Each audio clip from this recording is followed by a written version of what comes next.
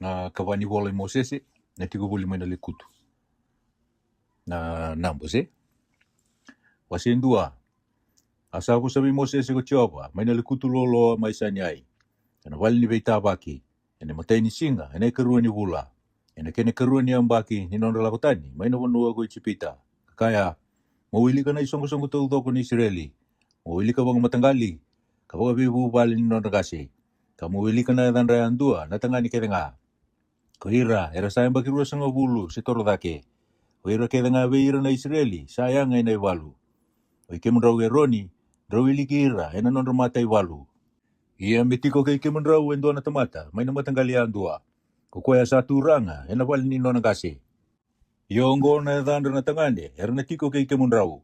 Mai be ira na rupeni, ko ili suri na lube site uri. Mai be ira na Simeoni, ko silu mueli na lube suri satai. Mai be ira na Juta, ko Nasoni na lube yame tapi. Mai be ira na Esakari, ko na Danieli na lube suari. Mai be ira na Sepuloni, ko ile api na lube Eloni. Mai be ira na lube Josefa, mai be ira na lube Efriemi, ko ile Sama na lube Amiute. Mai be ira na Manasa, ko Kamilieli na lube Pita Suri. Mai be ira na Penchamini, ko Epitani na lube Kitioni. Mai be ira na Tani, ko Seri na lube Amisatai. Mai be ira na Seri, ko Pakieli na lube Okirani. Mai be ira na Kata, ko Elia Safi na lube Tiueli. Mai be ira na Nafitalai, ko Ira na lube Enani.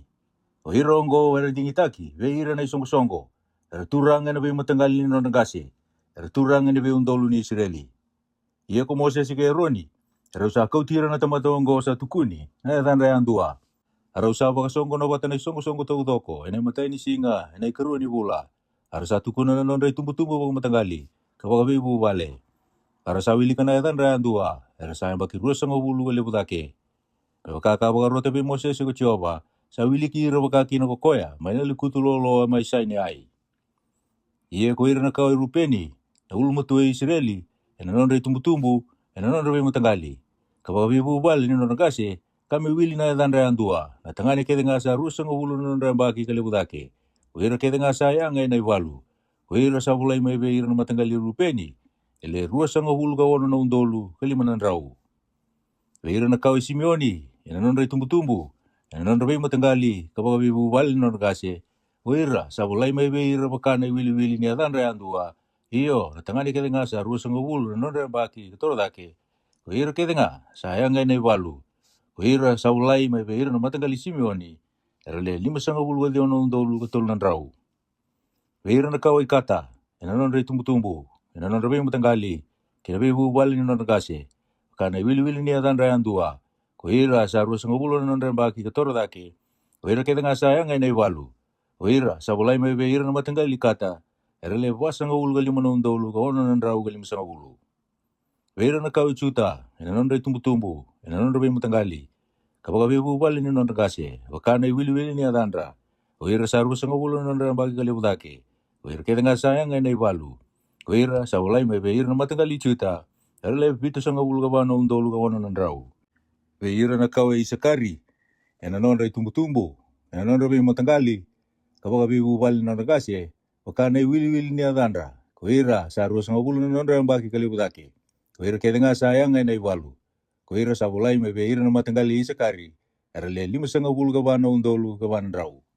Be ira na kau Sepuloni, ena nondra tumbu-tumbu, ena nondra be matanggali, kabaga bibu bali na nagase, wakana wili ni adandra. Kuira sa ruas ngobulu na nondra baki kalibudake.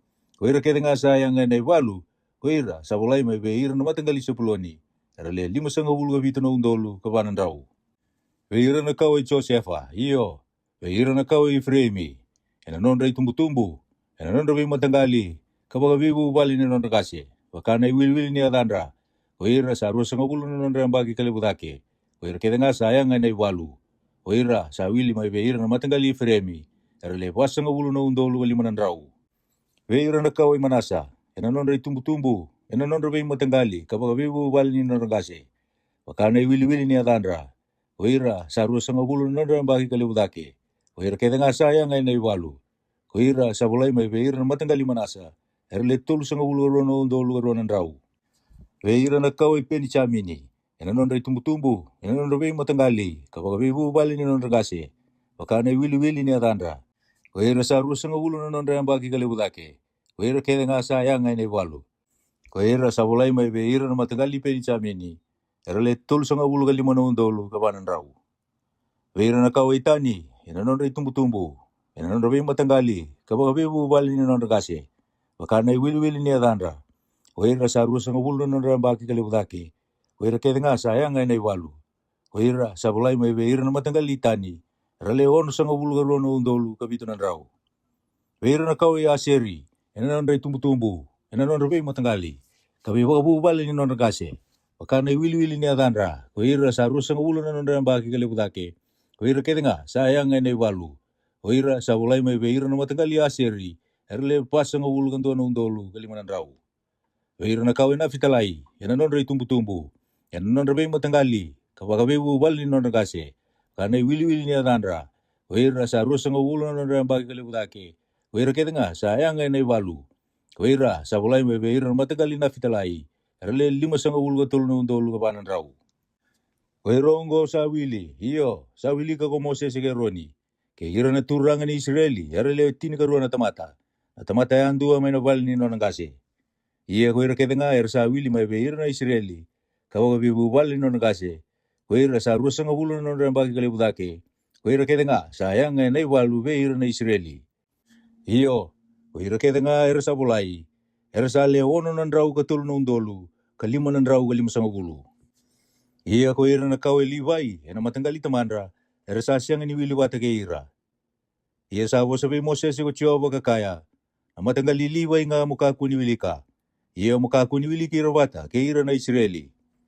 mule sira nga na Livai melawana wal ni kalau satu kina na bunau kena ya kede nga kena ka kede nga na dolata na wal ni kalau kena ya kede nga merengara batiko kami bolita na bal ni kalau na non rebay balada nisa kau kiliu na bal ni kalau merengay sira ka koira na Livai nisa andurital na bal ni kalau merabang duria koira na Livai kaya bakasa toroba indua tani na pang matei koira na Israeli merendang birika na non rebay bal na tamata yang dua na non itiko kina tamata yang dua mebole ka kina non kuila na non rebay baba koso koira na Livai mebolita na bali ni kalau satu kina na bunau nanon rebay balada nakakuni ratun rubi kina na isongko ni Israeli sanon ray tabi na Livai mebakatawan na bali ni kalau satu kina na bunau arasa kita kabaka kina na Israeli mebakana kakeda nga kabaka tabi Moses ko Jehova arasa kita kabaka kina waserua asa ko sabi Moses ke roni ko Jehova kakaya meretiko ko ira na Israeli na tamataya andua mebole ka kina non kuila mebakana tawake ni bali ni non regase meretiko mendoni na bali ni beita waki mebolita na kuila ni non retiko na chuta mebakarewa kinatu idake baka kina idanda ni mata ni singa kame non retiko na beba kosu ni chuta meturanga be ira na lube chuta hona soni na lube yamne tapi na non baba koso ko ira sa wili mai be ira relevitu sanga bulu ka wana undolu kawana nan rau misati ko bola ka be ira na matanggali sekari mituranga be ira na lube sekari koni Danieli na lube suari no none baba koso ko ira sa wili mai be ira rele 5 sanga bulu ka wana undolu kawana nan rau kina matanggali sepuloni meturanga be ira na lube sepuloni ko ili api na lube eloni no none baba koso ko ira sa wili mai beira erle 5 sanga bulu ka vitu na undolu kawanan rau ko ira kede nga sa wili non re tiko na chuta erle duanan rau ka 8 sanga bulu ka wana undolu kawanan rau non re baba koso ko ira ngo erna liu lako na kuila ni non re tiko na rupeni doni deva non re baba koso mituranga beira na lube rupeni ko ili suri na lube site uri na non baba koso ko ira sa wil mai beira erle basanga bulga wono non dolu wali manan rau metuko bole ka beira na matanggali Simeoni mituranga beira na lube Simeoni ko silumueli na lube suri satai na non baba koso ko ira sa wil mai beira erle 5 sanga bulga di wono dolu katul nan rau kina matanggali kata Ia me turanga be ira na lube kata, ko eli asafi, na lube riueli. Ia na none baba koso, iyo, ko ira sa wili mai be ira, le pasanga bulu kalima nondolu, kawana nandrau kalima sanga bulu. Ko ira kaya nga sa wili, na none tiko-tiko na rupeni, le ndua nandrau kalima sanga bulu kan dua nondolu, kawana nandrau kalima sanga bulu. Na none be baba koso, ia, na kene karua, na lako. Na ngai lako bata na bali ni be tabaki, ke ira na libai, na be mama ni be baba koso. E waka na nonre tiko, na waka kina na nonre lako. Mata andua nonre tikina, ka boleka, kina nonre kuila. Na kuila ni nonre tiko-tiko, na Ifrimi, na doni na ra, na nonre be baba koso. Ia mituranga be ira na lube Ifrimi, ko ili sama, lube amiute. Ia na nonre baba koso, iyo, ko ira sa wili mai be ira, le wasanga ulu na undolu, kalima nandrau. Ia mesati ko boleka be ira na matanggali manasa. Kamera turanga beira na lube manasa ko kamilieli lube pita suri. Ia na none baba koso iyo ko ira sa wili mai beira le tolu sanga bulu karona undolu karona ndrau. Ina matanggali peni chamini. Ia me turanga beira na lube peni chamini ko epitani na lube kitioni. Ia na nona baba koso iyo ko ira sa wili mai beira le tolu sanga bulu kalima undolu kabana ndrau. Ko ira keda nga sa wili na nona tiko-tiko na Ifremi. Len tuanan rau ka walu nung dolu, kan tuanan rau. Ena non rabe baba koso, ia, na kene katulu, ena lako. Na kuila ni non retiko-tiko na tani, ena doni ena toka lau. Ena non rabe baba koso. Ia mituranga beira na lube tani, ko ia seri, na lube amisatai. Ia na non baba koso, iyo, ko ira sa wili mai beira, le ono sanga bulga rono nung dolu, kabitunan rau.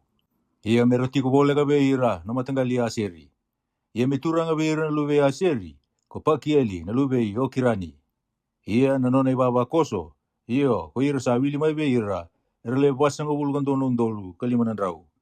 Kina matanggali na fitalai, ia mituranga beira na lube na fitalai, ko ira, na lube enani. Ia na none baba koso, iyo, ko ira sa wili mai beira, le limasanga bulu kantono ndolu, kawanandrau. Ko ira keda nga sa wili, na none tiko-tiko na tani, le duanan rau ka lima sanga bulu ka vita na undolu, kawanan rau. Era na muri sara, ena lako, ewa ka na nonda kuila. Hoirongo sa wili mai beira na Israeli, kina bibu bali na nonda kase. Ko ira keda nga sa wili, ena nonda tiko-tiko, ena nonda beba ba koso, le wono nan rau ka tulu na undolu, ka lima nan rau ka lima sanga bulu. Ia sa siang ni wili wata ke ira na Israeli ko ira na libai. Ewa kakabukuro tabi Moses ko Jehova. Arasa kita kena Israeli, me bakana ka kedenga, saba rote bi Moses ko Jehova. Arasa andu itiko boleka, kina nonra kuila, asa baka kina, na nonra lako. Wira andua, ena nonra bi matanggali, me bakana bi bubale, ni nonra kasi. Wase tolu. Ko irongo na itumbu-tumbu eroni, ke Moses, ena singa, kabosa kina bi Moses ko Jehova, may naulu ni kuno ko sa inay. Iongo na yadan rito, nalube eroni, kone tapi, na ulu matua, ke epa ko Eliasa ke idama. Ngona dan rito na lube roni. Rito sa lumuti membete. Ko rito ka botambui, rito mbete. Ia ko ne tapi ke epayu. Irawa mate, ena mate Jehova. Irawa da bono na buka wangatani, ena mate Jehova. Mana le kutulolo mai sanyai. Asa siang na lube nrau. Ia ko Eliasa ke idama. Irawa taka-taka mbete, ena mate roni na taman rau. Asa ko sabi Moses ko Jehova, kakaya. Makau tamay na matanggali liwai. Kapakatura na mate roni na bete. Meranggara bikoya. Kameranggarawa na nona takataka. Kinatakataka ni song-song ko tautoko. Na mate ni bali ni beitabaki. Merakita ka na takataka ni bali ni kalou. Ia meramaruroy na yaya kitanga ni bali ni beitabaki. Kinatakataka ni Israeli. Mikita ka na takataka ni bali ni kalou. Ia mosilir na liwai kibe roni. Kay raw na lubena. Erasa sulisar buwa. Ay beir na Israeli. Ia molisi roni ke raw na lubena. Mertungga raw na non rito takataka pambete. Ia na tamatitani sa torki na mesabang matei. Asabo sabi Moses ko Jehova, kakaya, ia ko yau, reda, au sa kau tira na liwai mai beira na Israeli. May susomi, kina ulumutua kede, sa sudo iliu beira na Israeli. Era nangay nonggo na liwai. Ni sa nonggo beira kede na ulumutua. Awa bakatambuya, menonggo na ulumutua kede nga, ni Israeli. Na tamata, kina manumanu. Kena singa kau ia vita kina, na ulu matua ke nga mai na vanua, ko ichipita. Erasan nongunga, ko iau ko Jehova. Asa vosa vi Moses ko Jehova, mai na likutu lolo mai sani ai. Kakaya, o wili ke ira na livai, e wakana be bubale ni non ragase, e na non rabe matangali. Atangani ke nga sa ulandua katoro dake, mo wili ka. Asa wili ke ira Moses, me wakana vosa Jehova, me wakasa voruti ko koya. Ia ko ira tongo na luve livai, wakana e dandu ko Kersoni, ke koada, ke mirari. Ia ongona e dandrau, na luve Kersoni, e na non rau matangali. Ko lipini, ke iseme ai. Ke na luve koada, e na non rau matangali. Ko amirami, ke isiari. Ko epironi, ke usieli. Ke na luve mirari, e na non rau matangali. Ko mali, ke musi. Ko irongo na non rau matangali na livai, wakana bebu bali na non ragase. Sa tumbu mai be Kersoni na non rau matangali, na luve lipini. Ke na non rau matangali, na luve iseme ai. Ko irongo na non rau matangali, na luve Kersoni. O ira sa wili mai be ira, na kenda wili na tangani ke nga. O ira sa wula dua ka leu dake. Iyo, o ira sa wili mai be ira, era sa le vitu no undolu ka limanan rau. Na non rau matangali na luve Kersoni, era na tigo baka kira. Ito unda ku ni wali ni kalou. Ia na turanga ni wali ni non ragase na luve Kersoni, ko Elia Safi na luve Ilaeli. Ia na non reitavi na luve Kersoni, ya na wali ni veita waki, na wali ni kalou, na wali tambu, ke na umbi adake. Kena isongo ni wali ni veita waki. Kena isulu, sa kena bai ni rara. Kena isongo ni rara sa wakambai. Kaya sa ulita na wali ni kalou, kena itambu-tambu ni soro. Kena dali kena nga, sayang kina. Ia sa tumbu mai be ko ada na non matangali na luve amirami. Kena non matangali na luve isiari. Kena non matangali na luve epironi. Kena non matangali na luve usieli. Oirongo na be matangali ni luve koada.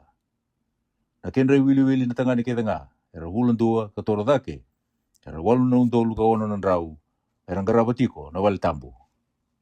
Na non be matangali na luve koada. Mera tiko manayasi ni wali ni kalou. Sando ni na dewa. Ia na turang ni wali non ragase na be matangali ni luve koada. Ko Elisa Fani na luve usieli. Ia sanon reitabi na katu ni bunau. Kena te peli. Kena itutu ni dina. Kena itambalambu rua. Kena yaya ni wali tambu. Era dau ia kina na dakadaka. Kena isongo. Kena iwala-wala ke nga. Ia ko Eliasa na luve roni na bete. Na turanga be ira na non turanga na livai. E wakareidira. Era ngarabati ko na wali tambu. Sa tumbu mai be mirari na non matangali na luve mali. Kena non matangali na luve musi. Ko irongo na matangali mirari. Ia ko ira sa wili mai be ira. Ko ya na kenda wili na tangani ke nga. Era bulan tua, katoro dake. Era le ono na undolu ka ruanan rau. Ia na turanga ni wali ni non ragase na matangali mirari. Ko surueli. Na luve epa ieli. Ko irongo era na tiko. Manayasi ni wali ni kalou sando no ia na tokalau. Ia na takataka era ngarawa na luve mirari. Na papa ni wali ni kalou. Kena kolokolo. Kena duru. Kena ngara. Kena yaya ke nga. Kena ka ke nga sayang kina. Kena duru sa bulita na rara sa wakambai. Kena ngara. Kena rebondei. Kena ndali. Ia ko ira eritiko. Kena mati ni wali ni kalou baka kina tuidake. Iyo, kina mati ni wali ni beita waki. Baka kina isiti. Ko Mosese, ke Roni, ke Rauna Lugana. Ngarabatiko na talaga ni wali tambu. Ena bukunda na Israeli. Ia na tamatatani sa Turkina. Ena wakamati. O ira ke nga na livai sa wili. Rawa wili ka ko Mosese ke Roni. Me baka sa waroto ko Jehova. Ena non rabi matangali. Na tangani ke nga sa wulan dua katoro dake. Era le ruasa nga wulu ka ruana undolu. Asa kabi Mosese ko Jehova. Mawili ka na ulu matua ke nga ni Israeli. Era tangane. Era wulan dua katoro dake. Kau ili ka na edanra. Ia mo kau tira na livai. Menongu. Ko iya ko Jehova. E kenra isusomi. Na ulu matua kede. Veira na Israeli. Kina non manumanu na livai. Isusomi. Kina ulu matua kede. Ni non manumanu na Israeli.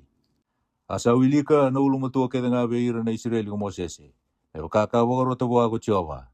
Ia ko ira kede nga na ulu matua er tangane. Na sa wili na edanra. Ko ira era wulan dua katoro dake.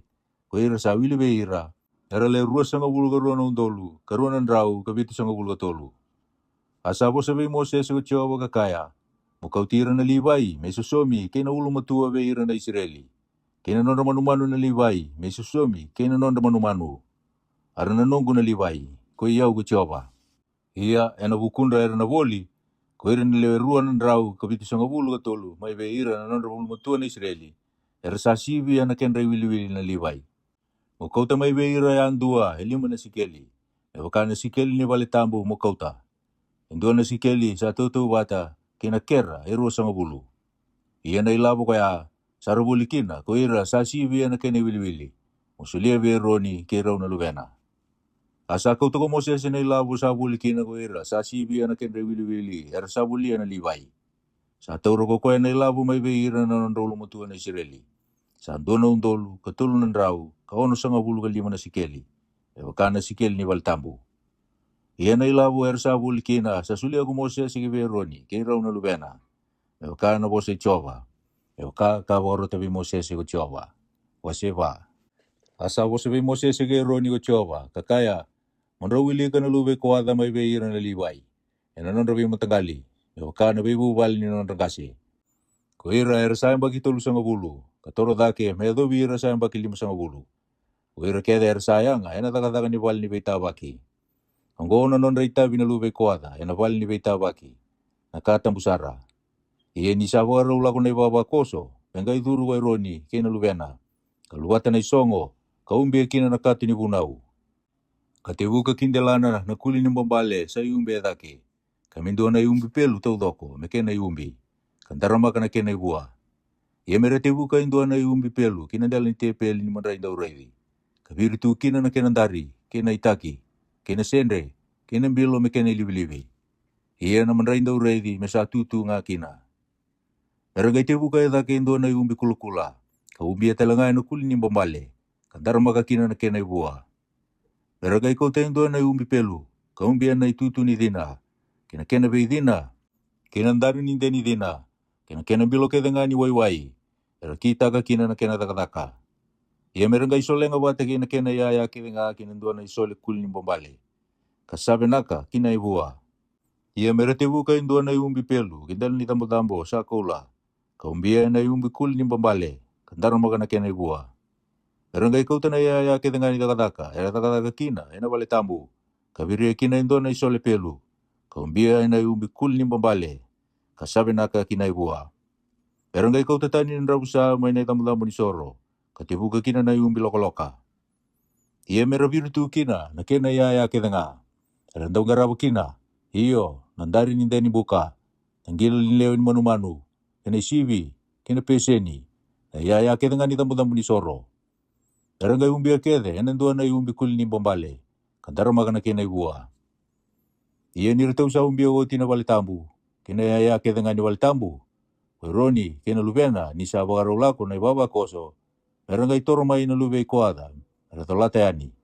Ia mereka aku ni tarain dua na katambu. Tera mate.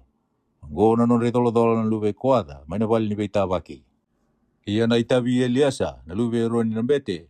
Na wai ni dina. Kena kaumboy binaka me bakamai. Kena mandra lilauka na sa takatiko nga. Kena wai me lumu. Me bakareita talenga na wali ni kalau tau doko. Kena kakeda nga sa tu kena.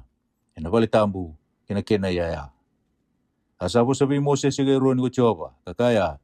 Roka ako ni mundu katani na be matanggal ni non rabe bubale na lube koada. May be ira na liwai. Iyan raw kita kabagonggo be ira. Meron bulang nga.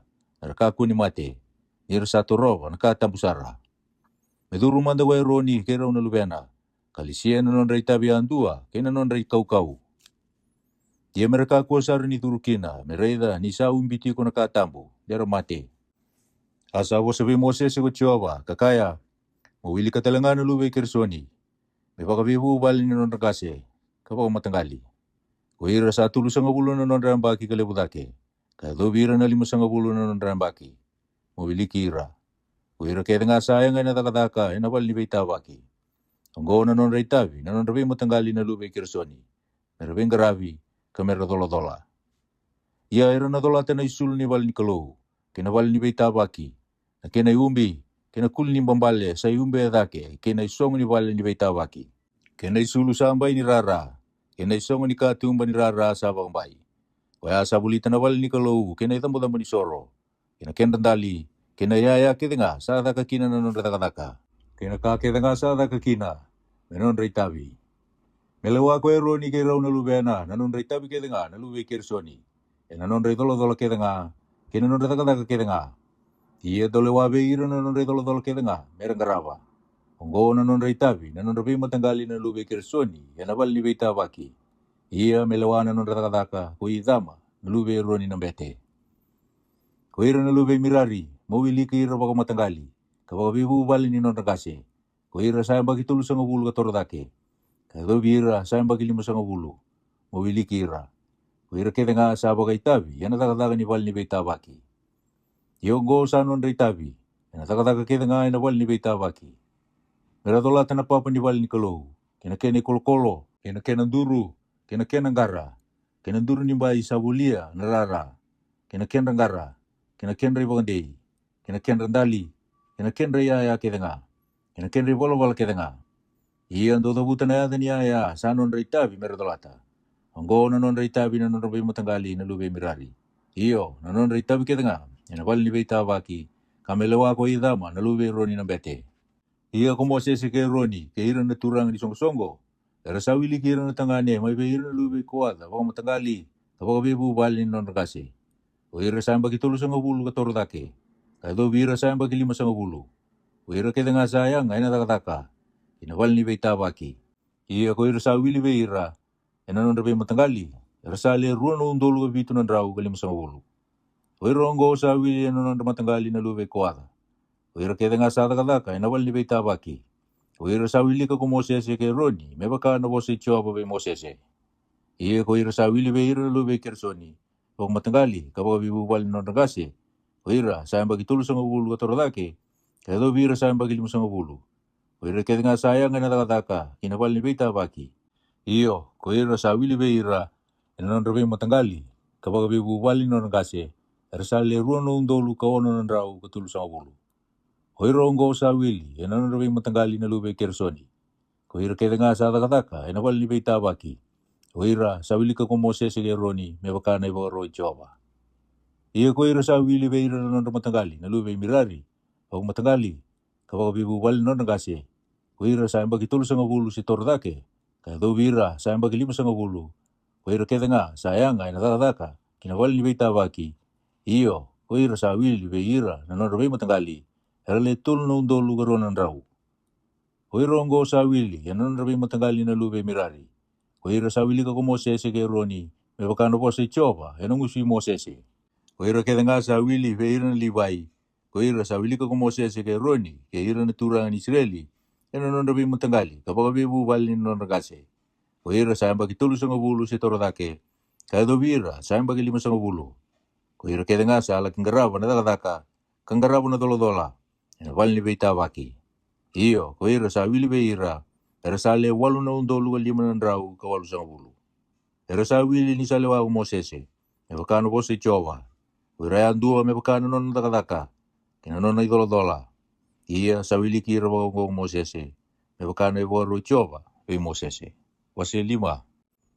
Asa ko sa be mosese ko chowa, kakaya, mapakarote be ira na Israeli, era kautira tani may na itiko-tiko, ko ira na buka-buka kita nga. Kaya kete nga sa turi. Kaya kete nga sa siyang nisap-sapa. Yan ang ni mati. Dukaw tatan na tangane. Kaya nalelewa talaga. Dukaw ta kinaimbil ni tiko-tiko. Mereka ko ni wakang tungo kalitakan na non tiko-tiko. O kaya kausati ko kina. Para sa kita kapag kina na Israeli. Kakaw tira kinaimbil ni tiko-tiko. Pero kakakabi mo sa Choba. Para sa kita kapag kina na Israeli. Sa ako sa talibay mo sa Choba. Kakaya. Mukha be ira na Israeli. Kaya saan doon na tangane, saan doon na lewa, sa kita kain doon na wala da, saan daw kita ka na tamata. Metal kino bichoba, asa talo na tamata kaya. Merang kay tukunan na non re wala da, era sa takawa. Kami sa umakete ko kuya, nanon na takatala. Kakuria, hinan doon na kinawasi, nisa wasi lima. Kasulia buwa sa takatal kina. Iya kaya bakasa siya nga nawakana, may sa umakina na takatala. Nangay ikaw bichoba, na isaw ni takatala. Kami nono na bete. Kinasipit nga ni talaga aming bulong-bulo. Yan iya kina na ba yung bulong-buluti, yan na bukuna. Kini mandra labi-labi kita nga, may nanon rakata mo kita nga na Israeli. Pero kautubuan ng bete, yan nanon na nga. Kinakasawa ka tambuyan na tamatayan dua, yan nanon na nga. Akasa sulian na tamatayan dua buwan ng bete, yan nanon na nga. Sa bosa talanga be Moses ko Jehova, kakaya, o bosa be na Israeli, kakaya, te bakasay bola dana o tina indo na tangane, asa mo de kaya indo na tangane, asa siyang nikilana o tina tangane, kasabuni nga, asa bakan tukun tukalita ki kukoya, kasya nga itukuni koya, kasasya nga itaura, asa rawana tangane na bubu, kasabubu taga na utina, iya, sa bakan tukun tukalita kinelewa, si sabubu taga na utina, isa siya nga bakan tukun tukalitaki. Mengay kau tana watina buwan ng bete na tangani ko ya. Kami kau tatalanga mino na imandrali na elewa. Indo na omeri mandray parile roka. Nakakunilibe kina na wayway ko koya. Sibiri taga kina nandrenga may bakamay. Isa imandrali ni bebu buta kiongo. Imandrali ni bakanunumi. May bakanunuman na takatala. Iyan ang bete, na kau tana elewa boleka. Kapag turay na matay Jehova. Mengay kau tana waitambu ng bete, yan ang doon ng bilunggele. May kau tatalanga ng bete, may nandraw kasi sa koto ay nararani wal ni kalu. Kawirio kinaway. Iya ko kayo ng bete, may pagkaturan na elewa ni Matay Tiowa. Kaluwatan na isa, may naulunan na elewa. Kasulia, kinalinganan na imandrali ni bakanunumi. Kaya na imandrali ni bebu butaki. Iya may tauro tuwelinganan ng bete na wainganga, sa iya dayado ni tunro. Iya may pagmumbuli tagi kuya na elewa ko kuya ng bete. Kami kabua, kaya kasasyang natangani raw sa mo de watakaya. Kaya kasasyang natalinibiutan na utimu. Mawakang tukal-tukal itagi ko kaya natangan tani, mungay kako nita, yan away nga ngongo sa iba kaya ni tunro. Iya kaya kako sa ko tadi may buwan na matimu. Iya kaya kako sa wakang tukal-tukal itaki, indro sa mo de watakaya, indo na tangan tani. Mangay wakang bumbulu ita ka na ilaw ko kuya ng bete, yan abe wato naki, may tunro bikina. Kami kaya buwan na ilaw ng bete, may lewabe iko ko Jehova, mundo da buti be iro na kay nomu. Isa lewabe iko ko Jehova, may buta na sangamu, kami bubuti na kitemu. Iya na wayongo sa iba kaya doyado ni tunru. Ena duruma na kitiamu, may bubudi kina. Kami buda na sangamu. Menagay kaya na elewa, emeni. Mengay wala na bosi ni be tunru biyongo. Ena ibola ko kaya ng bete. Kabuko da telanga, ena way nganga. Iya na bangunubo na elewa ko kaya, ena way nganga sa iba kaya doyado ni tunru. Iya na wayongo, ena durumi koya. Ena ngay nganga may. Itaura talanga na imandral ni be bubutaki ng bete. Manalingana na elewa. Kaya lo baka na imandrali na matay Jehova, katamboro ng del ni tamo-tamo ni soro. Engkaya kuta so may na imandrali na bete. Iyo, naka may baka na numa, kabakama, indal ni tamo-tamo ni soro. Kasauti, mengay bang unubo na lewa na way. Iya, ni sabang nubi koya wati, na way ko koya. Yan ang gayado, kaya baka sabang dukong kalitay ko koya. Kasata katalo buwan o tina, yan ang gay durumi koya na way, sa iya dayado ni tunro. Kananga ngamay, kanabubudikin na nakitena. Kanabuda na sangana. Enagay do buti na lewa ni sabi wato naki veira na kainona. Iya ka kasasya nga ni bangandukon kualita na lewa. Kasasab sa nga. Enagay siya nga ni dako koya. Iya, kuni raw nga. Ongo na bunaw ni bebu butaki. Isala ko batikin na tangani tari na lewa. Sabo kawati kasay wala ta. Sa ni sabu butak na utina indo na tangani. Enagay pagturi na matay chow na lewa. Kami takabo buwa mi bakano bunaw todo kongo ko koy na bete. Sana guys yang ni dalan na tangani na kaongo. Kana tundrubi nga na leongo. Ena no na wala ta. Wase ono. Asa kay bi Moses ko Jehova. Mo se veira na Israeli ka veira. Kesa bumbulu yendo na tangani. Sindo na lewa. Sa tawasi kina. Itawasi koy mi Jehova. Mangay tambu waini kena yang kono kede ko koya. Meka ko ni ngono na waiwi. Sada kay na waini. Sada kay na yang kona. Mikuha talanga ni ngono na waini huwa ni waini. Mikuha talanga ni kanya na huwa ni waini. Sando kan roka, sesa singani. Yana visinga kedangani no na tawasi tiko. Meka ko ni kanya ko koya, indo na ka sa kay na waini. Wana sorena, kaya do na kulina. Yana visinga kedanga sa bumbulu iki na metawase. Meka ko ni tarana ulu na indo na itasi. Yana tambung ako koya. Kami wati madana visinga kedanga sa tawasi ko kina, mene Jehova. Melai ko koya nan raw ni ulu na metungu tiko membalabu. Nakakuni toroba indo na yango, sa mati ko koya. Yana visinga keda nga sa tao si koya kina, nene Jehova. Nakakuni baka tao sa basabate ko koya, yana huku itambana sa tinana. Yana huku nito akana, sa tedina. Sina nga nena, ni sa mati indo beira. Ni sa toka ina ulu na naka, sa tawa si kinokoya, meno na nakalu. Sa tambu ko koya mene Jehova, yana visinga keda nga sa tawa si kinokoya.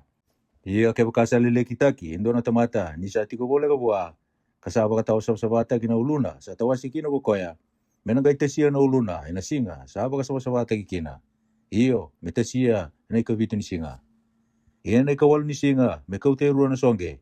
Si rua na lumini rube, ua na bete, kina katumba ni wali ni veita waki. Ia me bakatambura indua ko koe na bete, me isoro ni wala da. Kene karua me isoro kama. Me soro waki koea, nisa dhala ina huku ni mate. Ia me bakatambua na uluna, ena singa koea.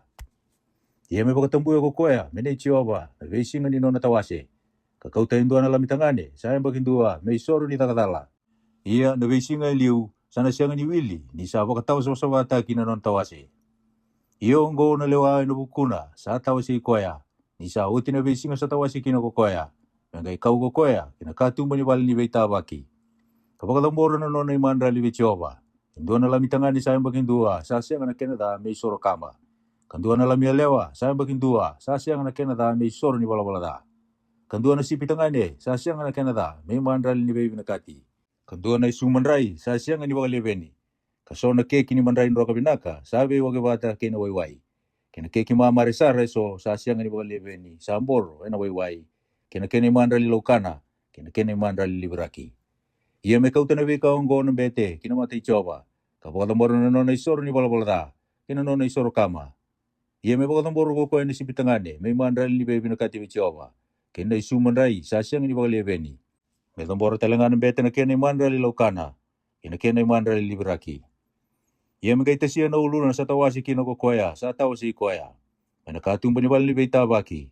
Kakauta na ni uluna sa tawasi kina. Kabiuta kina bukawanga, heru kuni mandra li sa tambori, me kani bebi na kati.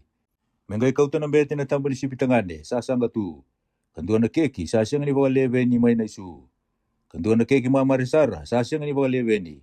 Kasulia kinalingana sa tawasi koea. Isa tasia uti na uluna sa tawasi kina. Mengai yalo waka na bete me soro, yalo waki, yana mati choba. Ongo sa tambu, me kena na bete. Kena serena sa yalo waki, kena tambana sa labilabeti. Kauti, sanga itarubwa, katawasi koea, mengunuwaini. Ongo na lewa ino bukuna sa tawasi koea, ni sa bumbulu iwoti.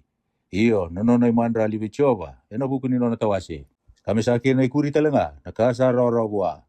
Me baka na nona bumbulu iko koea. Me kita kapakaki na kokoea, me baka na lewa ni nona tawasi.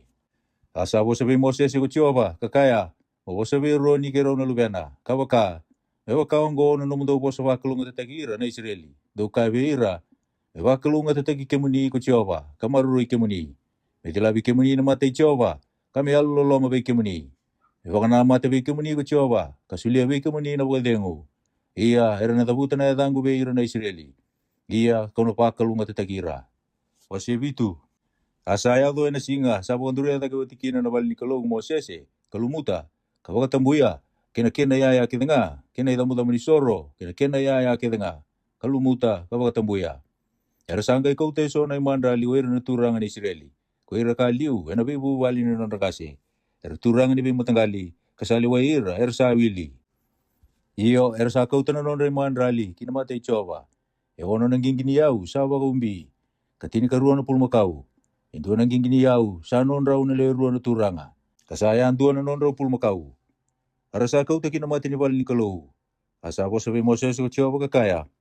Mutaura may beira. Kaya nga na takatakan ni bali ni beita baki. Iya mo sulia beira na liwai. Beira na tamatayaan dua, merarau tanan na takataka. Asa kau tanang gingini yau, kinapulmakau ko Moses kasulia beira na liwai. Irua nang gingini yau, kaava na pulmakau, sa sulia ko koya, beira na lubay kersoni. Rauta na takataka. Kawan nang gingini yau, kawal na pulmakau, sa sulebe na lube mirari. Rauta na takataka. Melewa ko idama, na lube roni na bete.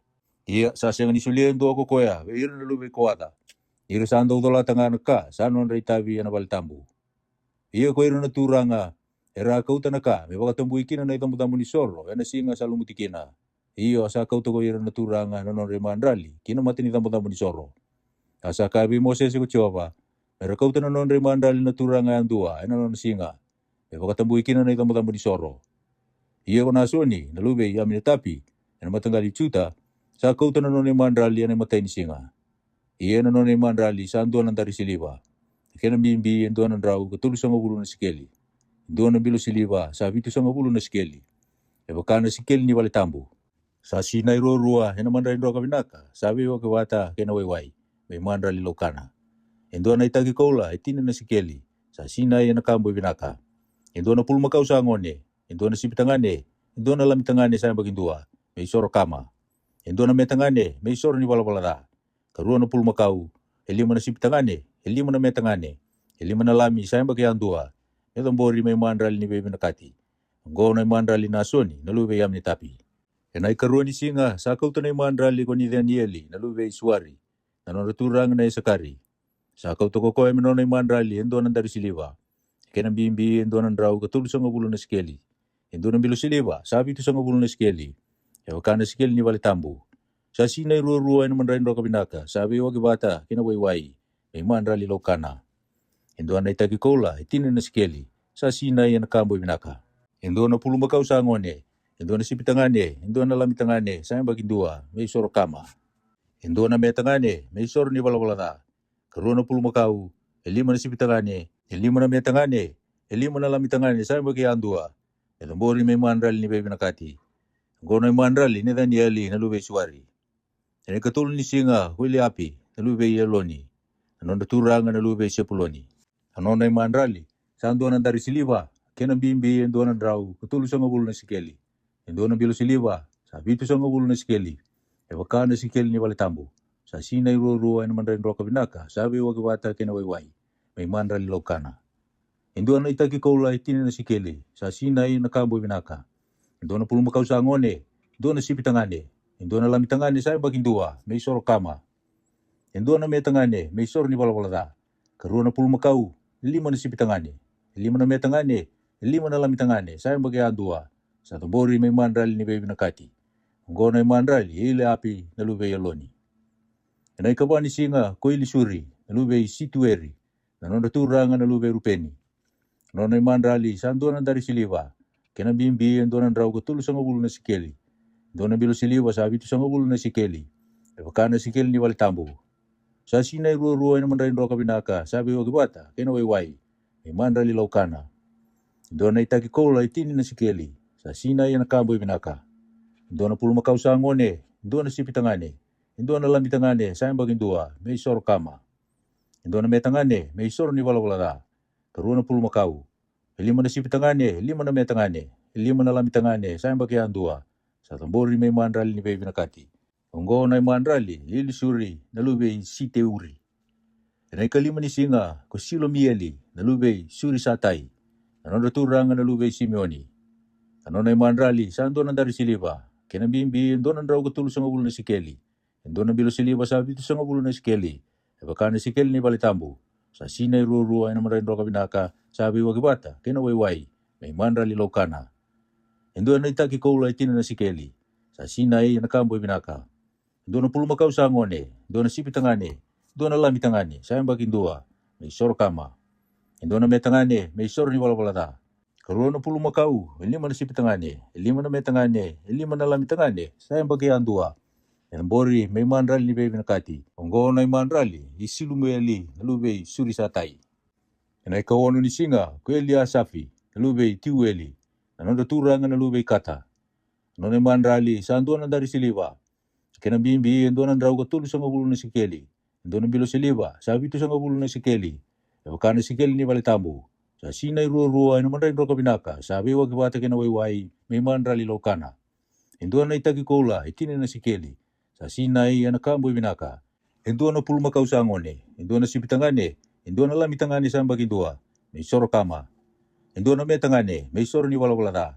Karuan na pulumakaw, ilima na sipitangane, ilima na metangane, ilima na lamitangane, sayang bagiandua, may tambori, may mandrali ni bebe nakati. Onggo na mandrali, eli asafi, nalube tiweli.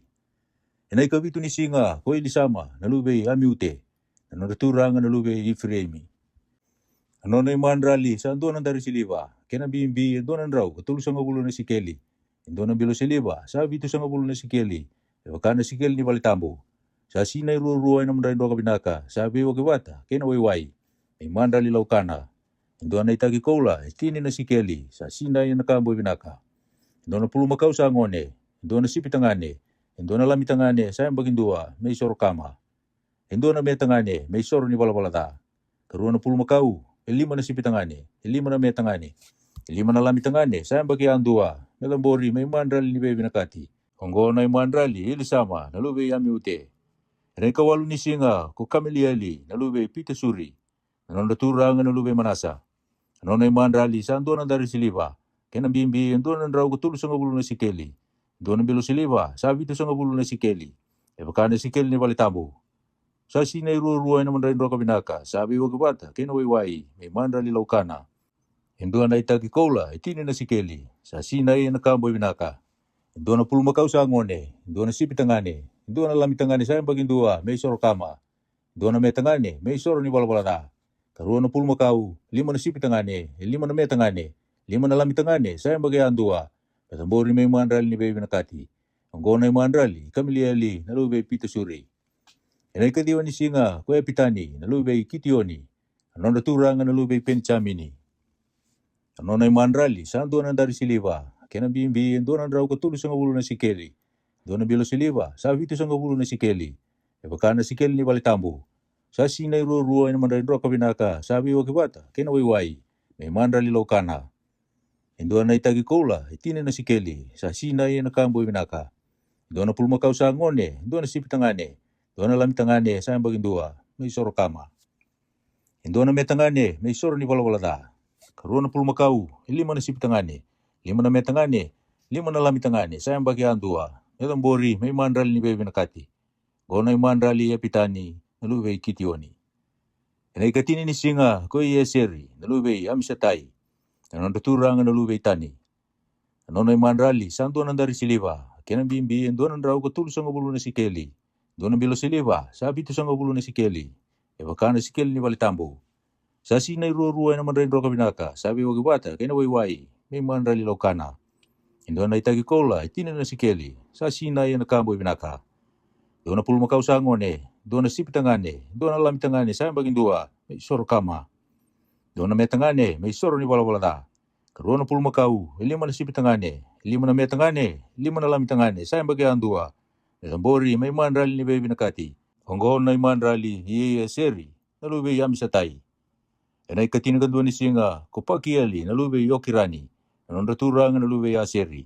Anon na mandrali. Saan doon ang dari siliva. Kena bimbi. Doon ang raw kutulog sa ngabulo na si Kelly. Doon ang bilo siliva. Sabi ito sa ngabulo na si Kelly. Baka na si Kelly ni balitambo.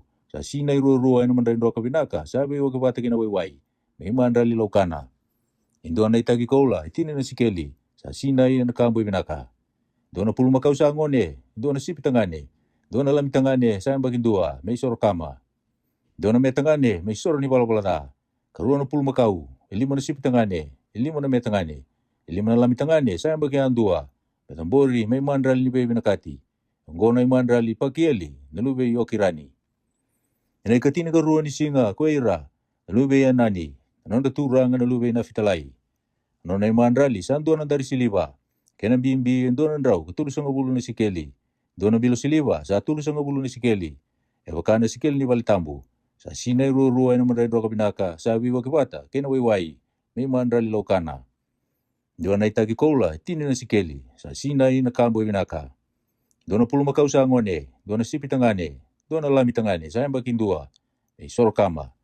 Doon na me tangane. May soro ni wala-walada. Karuan na pulma kau. 5 na sipi tangane. 5 na me tangane.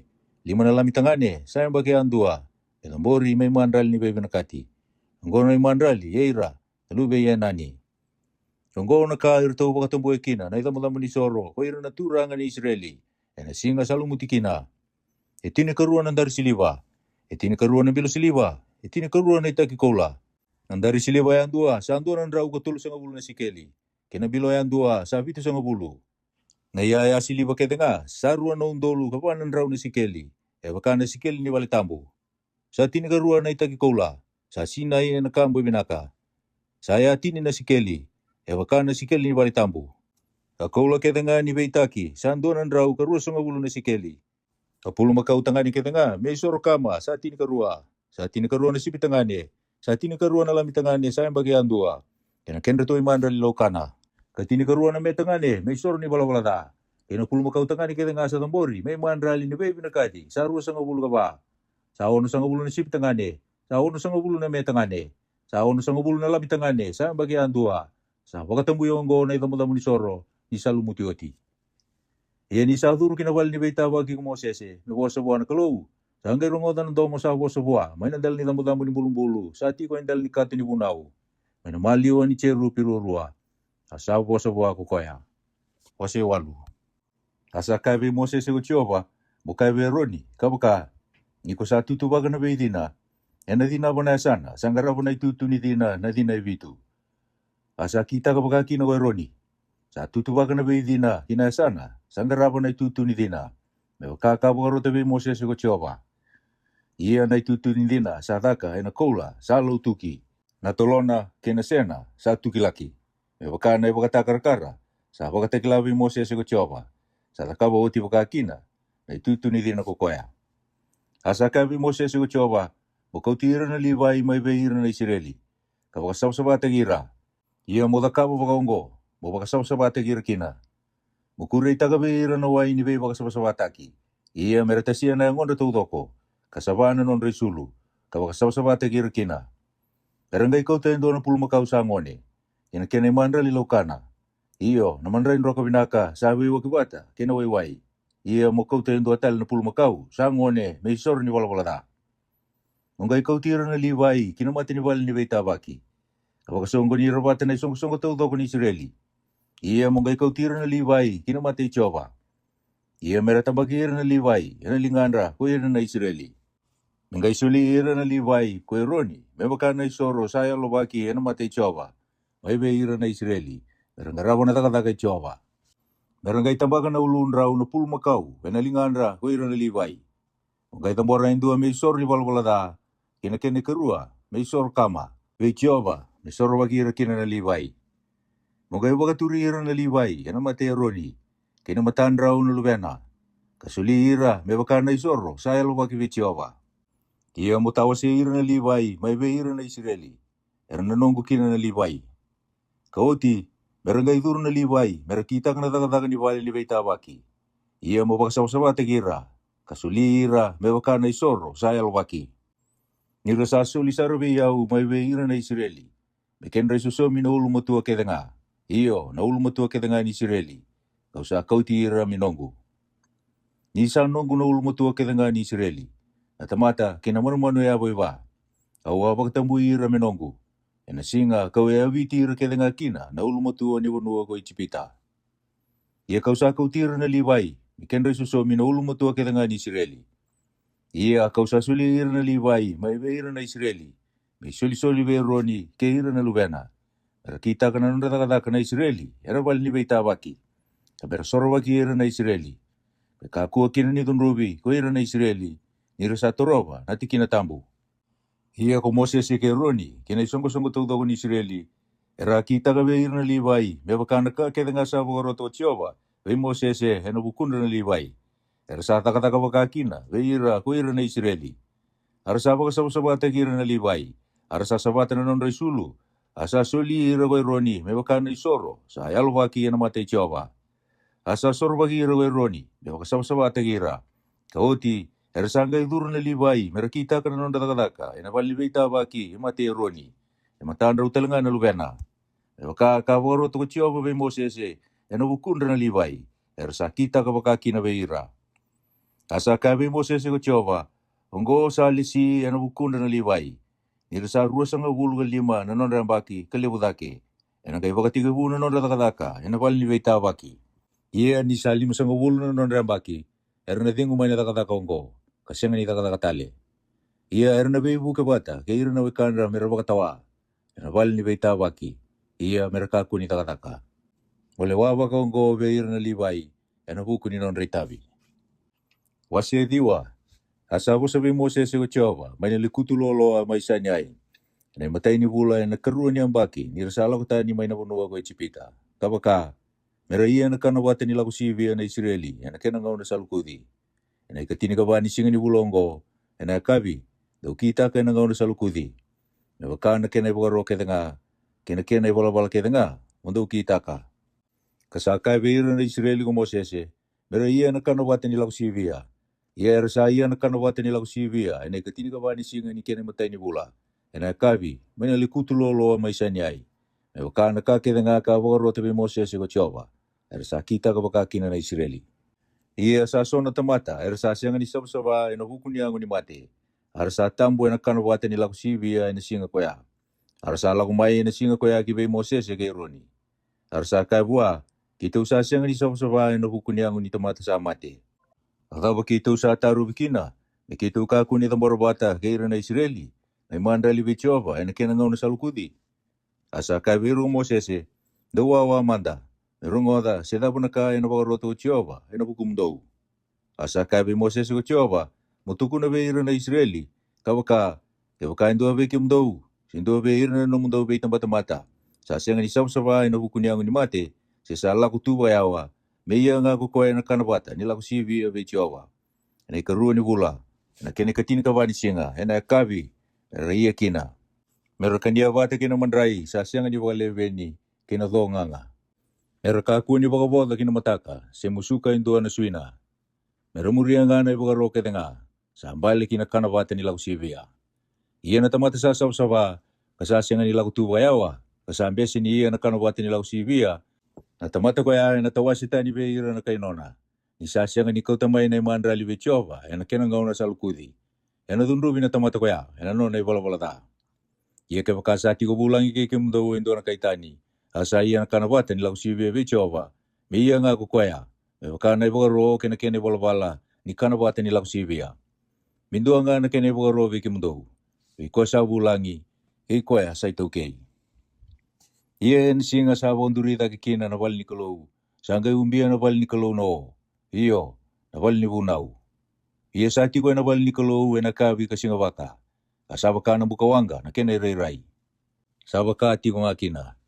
Na ho sa umbia en singa kasaba ka na rai ni bukawanga ina bongi. Ia ni sa kau ta kena o manendel ni bal tambu. Saga ida butu na Israeli. Ia hena bunua na tu bondo kina no. Sa tiko kina na Israeli. Na vosa i Jehova sa laku kina na Israeli. Na vosa talenga i Jehova sa tiko kina.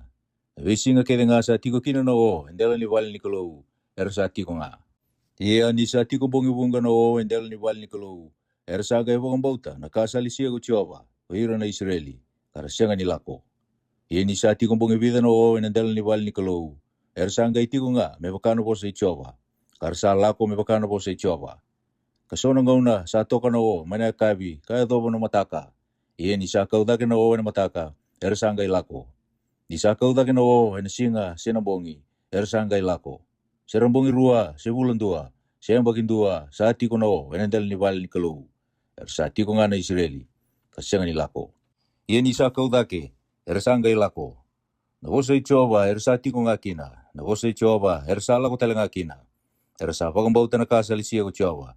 Kasaba roto Jehova, enongusi Moses. Wasi chini, asa kabe Moses ko Jehova, wada kaba be ira ruan da wi siliba, wada kaba ina siliba sa lutuki.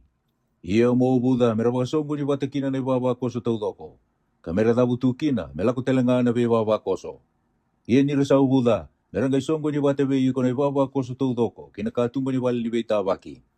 Ia ni rasa buda indua nga, merangay songo ni batabe yuko na turanga. Sa liuta kira na beun dolo ni Israeli. Ia ni daw sa ubuda bagay walu. Meragay da butu melakoyani. Kuya na be baba koso sa tiko na sa na kinatoy dake. Ia ni daw sa ubuda talo bagay walu.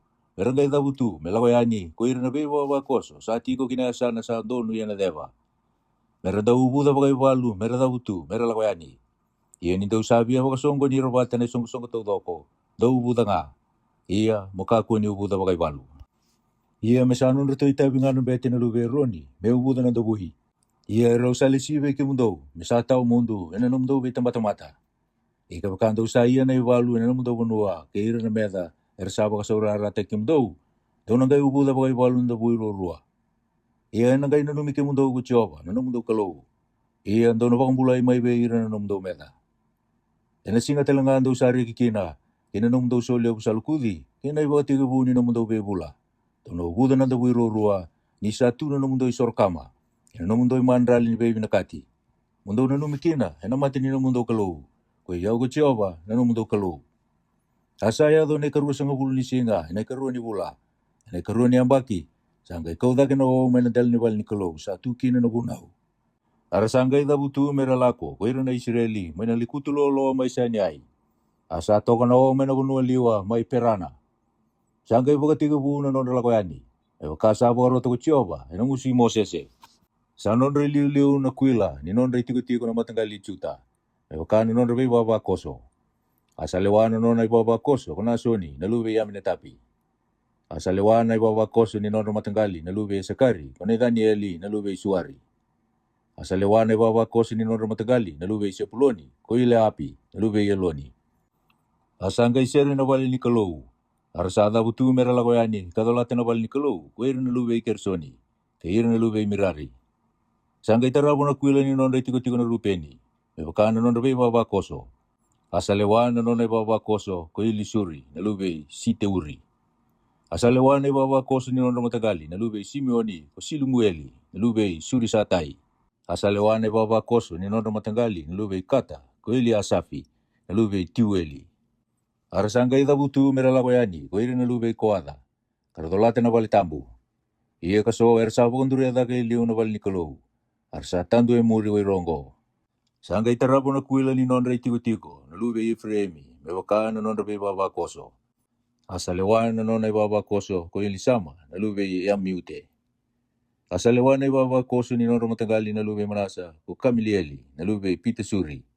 Asalewane baba koso ni nondra matagali, na lube Penichamini, ko Epitani, na lube Kitioni. Sanga itarabo sara na kuila ni nondra tiko, na lube Itani. O koya samuria sara na tiko kedenga. E wakana nondra be baba koso. Asalewane nona baba koso, ko Yeseri, na lube Amisatai. Asalewane baba koso ni nondra matagali, na lube Yaseri, ko Pakieli, na lube Okirani. Asalewane baba koso ni nondra matagali, na lube Nafitalai, ko Ira, na lube Yenani. Sabo gongo na nondra lago na Israeli, yan na nondra be baba koso. Irasa dabutu mera lago yani. Asa kaya ko Mosese be o papi, na lube Rueli, na kay Mitiani, na bungoy Mosese. Kima misal lago tu kinabunua, sa kaya kinako Jehova, au na sulia be kemundou. Tula ko bata, iya kima minataka binakabe iko. Isa kaya ko Jehova, ena dobira na Israeli na kabinaka. Asa kaya buha ko koya, au na siyang anilako. Iya kau na lesunga kinanong bunua. Kabeira na kay nongo. Asa kaya ko koya, muka ako nila ibigay mami. Niko sa kila na itiko-tiko, ena bunuan liwa, may kay mami tiko kina. Iya ko na waka na mata kay mami. Iya kay waka ko na lakawati kay mami. Kay mami nangay kita kabe iya ko na kabinaka, may waka sa kita kabe kay mami ko Jehova. Arasala ko tani may naulo ni bunuay Jehova. Kalago tukang bangitolo. Asa liu tagira tiko na kato ni bela lati Jehova, ena ilako-lako na bangitolo. Menggarana ya sana, meron pa kanyang kina. Iya nirasala ko tuyani man tiko-tiko, sa pagrurungi ira na singa, na o Jehova. Iya ni sanda uliu yani na kato, sanggay ka ko Mosese, Jehova, muni tudake, kameron tuyo bakasya binanong meda. Iya meron rota niya na matamuni ko ira dati kay mami. Iya ni sanda upagating ko na kato, sanggay ka ko koya, Jehova, muni lesu talimai, kibe ira na bayong dolo bobong ni Israeli. Wasechin kedua, harasan din na tamata, hasata ko Jehova, iya sarungoda ko Jehova. Kasawang gamay na nonadunru, asa kanamati na kenramalio ng bukawang kay Jehova, asa kanira iso na yala ni tiko-tiko. Harasatang ibi Moses na tamata, asa pa mamasubi Jehova ko Moses, asa mpoko na bukawang ka. Asa pa katukay na yada niya sana kuya ko tepera, akama. Isa ka na mati ng bukawang kay Jehova, yan kenramaliwa. Arasa angay kusikusima, kuira nanduy kay, arasa tiko bata kay ira. Arasa atang itali, kuira talaga na Israeli, kakaya. Kudeya na baka ni ikanda, yan leo ni manumanu. Enda sana numati ko na ika. Enda kaniya bagay loa may chipita. Na kiukamba, kina meloni, kina liki, kina barasa, kina kaliki. Iyonggo sama madamay na londa. Sasya nga tal na kami da kaniya, naman na wala nga ungo. Iya naman na sabakana suri ni Koreana, kinarokana, sabakana roka ni mati ni diba. Era lako boli na tamata, katumi-tumika, kanganggiya na inggangi. Sila ugutu, na sendre, kababiya na bilo, kabulia mekeki. Iya ni sa tolei, sabakana kakana, sa takawata kinawayway. Iya ni sa luto kinaitiko-tiko, na tiyengwe na bongi, sanggang nga ramay na mana. Asarungoda na nondatangin na tamata ko Mosese, yan na nondrabay matanggali. At matayaan dua, may nakatumbo ni nonabalata. Asa wanga bagalio no tundu Jehova. Asa tata talanga ko Mosese. Asa ka bi Jehova ko Mosese. Adaba ko nisa bagarota gi okina nanumuni tamata. Ia kadaba ko nisa sianga ni lomani okina. Kemunisa to the kina bi yau na kendra itolo bimbi na tamata kidanga ngo. Au sa kune takambeka na tamata kidanga ngo. Se usa baga tumurira. Muni ka kina bi yau. Mo ke beti roboli yana lo maseremu. E ka sa ke beta na lubena sa su titiko indora tamata. Kina bonua ko ambumbulu ikina ke be ira na rakase. Au na rawa tamai be na lewe ni manu. E su lewe ira ke tenga na tamata ngo. Ngira sa tangi mai be yau. Kakaya. O su lewe ke mami na lewe ni manu. Ke mami kania. Au sa siang ni rawa tamai ko tira ke tenga na tamata ngo. Pakate ki au nga. Sa ruin bimbi be yau. Ia ke waka ke muni sa takataka ngo be yau. Muni waka mate yau saramanda. E waka ke muni salomani yau. Ia me uka kuni kunea na nungu pakaloloma. Asa kai be Mosese ko Jehova. Musongo na bate be yau ele vitu sa mulu mai be ira ngasi ni Israeli. O ira ko sakila sa ngasi be ira na tamata. Aturanga be ira. Ke kauti ira kinawal ni be tabaki. Mertu bate kina ke iko. Ia kauna laku sombu ka bose be iko mai ke a. Ia na yalo sa tiko be iko kauna sulia baka kina be ira.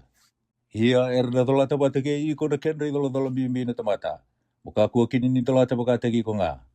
Ia muka be ira na tamata. Dau baka saba tegi ke mundo gawara kana mataka. Dau nangay kana liya ni manu. Indo watangi yana dali ngai Jehova kakaya. Ode me baka di kenda yana liya ni manu. Inda sabi nakatiko mai chipita.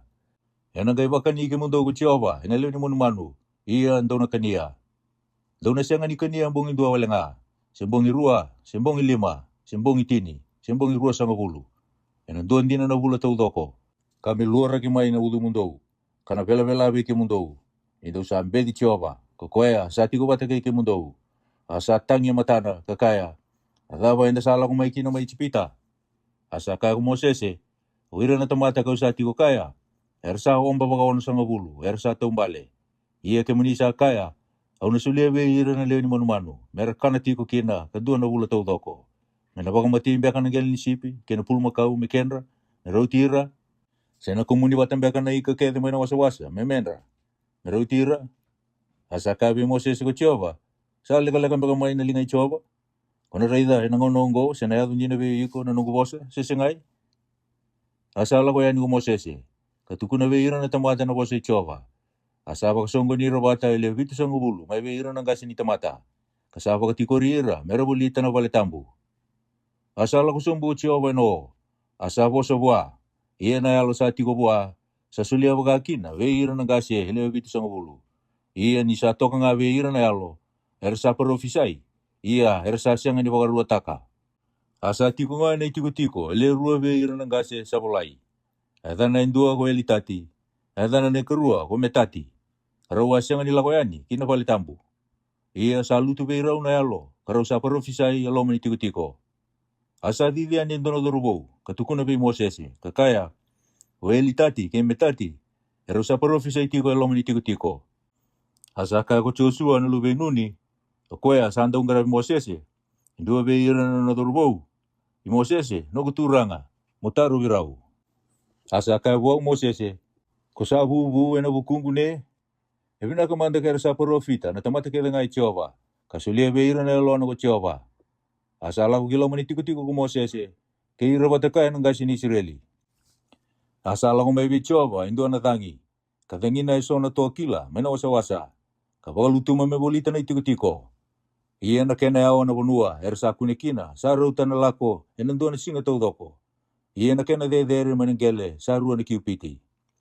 Arasa ia tiko na tamata, ina singa tau doko ko ya kambongi waka, ka singa wakatale, kambadi mbongi waka, nirisa kumuna wata na toa kila. Kokoea, sa wakalai sa kumuna etini na omeri. Arata lau dhaka me kendra, ina biasa na kabulita na tiko. Nirisa to buta tiko na leoni manu, kasambera ni mama, sa wanga may na dundu Jehova beira na tamata. Asa pakador beira na tamata ko Jehova, indo na mati libusara. Asa pakatukai na yada ni tiki na ko ya, ko kipiro di ateva. Ira ambuluti irakina na tamata ira kuskusima. Era satu kina tamata mai kipiro di ateva kalako ki yasrodi. Ara satiko mai yasrodi. Wasichin garua.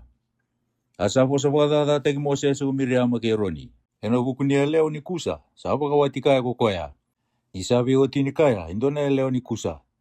Harawa kaya, sabo sa libi Moses indondua nga ko Jehova. Sasya ngambanga ni Moses talang abi kiraw. Asarungo to ko Jehova. Iyo ko Moses sa uesibi, ena lololoma. Be iro na tamate kete nga sa tiko burubura. Asabo sa pagkasauri may ko Jehova bi Moses. Ke Roni, ke Miriama. O ike mundo una leo tolu. Tula ko may kinawal ni Beitabaki. Arto sala ko may na leo tolu. Asala ko sumbu may ko Jehova, ena duruo. Kasatu may nakatumba, ni bale tambo. Asa ka dibero ni ke Miriama. Harawala ko roro mai. Asa ka ko koya. Rorongo tamanda na nungu bosa. Ke o kasati ko ke mundo, endo na profita. O iau ko Jehova. Ono bakatakila iau bua na reibotu. Auro bosa bua na tanra. Iya, santo atani ko Moses, na nungu italatala. Saya lundina na kakede, ni nungu bale. Ono bosa botu nga bi koya. Kapakarai-rai. Kasi nga nga na bosa bakay malimbale. Ena rei na talaga ko koya, na ibakatakar-kar Jehova. Eba kay bay, ninrawa siya nga kinanirere, di bosa bakadadate ki Moses, na nungu italatala. Asa wanga may bay raw na tunri Jehova. Asa ala ko yan ko koya. Asa ala ko tani na o may nabalitambo. Karaida, sa buka-buka may ko Miriama. Asa baka na ulo-ulo. Asa rei buki bay Miriama ko Roni. Karaida, sa buka-buka. Asa kay bay Moses ko Roni. Ulei, nung kuturanga. Mukakuha man din isa mo bay kiraw na ibalbalada. Kiraw sa taka-taka bakalilia kina. Kasi ibalbalada kina. Mekakuha man din ito bata ko koya. Kinandua sa mati. Asa buda sona lewena. Nisala ko may nakita itinana. Asa tangi bay Jehova ko Moses. Kakaya. Hausapa ka musuiti ke muni. Nakalou, muni wakang bulay ko manda. Asa ko sabi Moses ko Jehova. Ena siya nga ni mondua kambong ibito na lewa. Kaya kakasibi wala nga matano ko tamana. Mesong la titani bong ibito ko koya. May nambil ni tiko-tiko. Kasa oti, may kay ikaw talamay. Asa song la titani bong ibito may nambil ni tiko-tiko ko Miriama. Arasa siya nga nila ko tunatamata. Kami ikaw talamantamay ko Miriama. Kau oti, arasa nga ito kinatamata may asirodi. Kalagitiko ay nabonualiwa may perana. Pasechin katulu. Asa bo sabi Moses ko Jehova. Kakaya, mutala na tamata so. Pero rey daw kabinaka na bunua ko kenani. Kukoya kau sasulia be ira na Israeli. Endono ngani turanga, may namatanggali anduan ni nonangase, mundo talaira. Asa talaira yani may nabunua liwa may perana, ko Moses, may bakano po sa Jehova. Ko ira kaya nga ongo, ersa turanga, be ira na Israeli.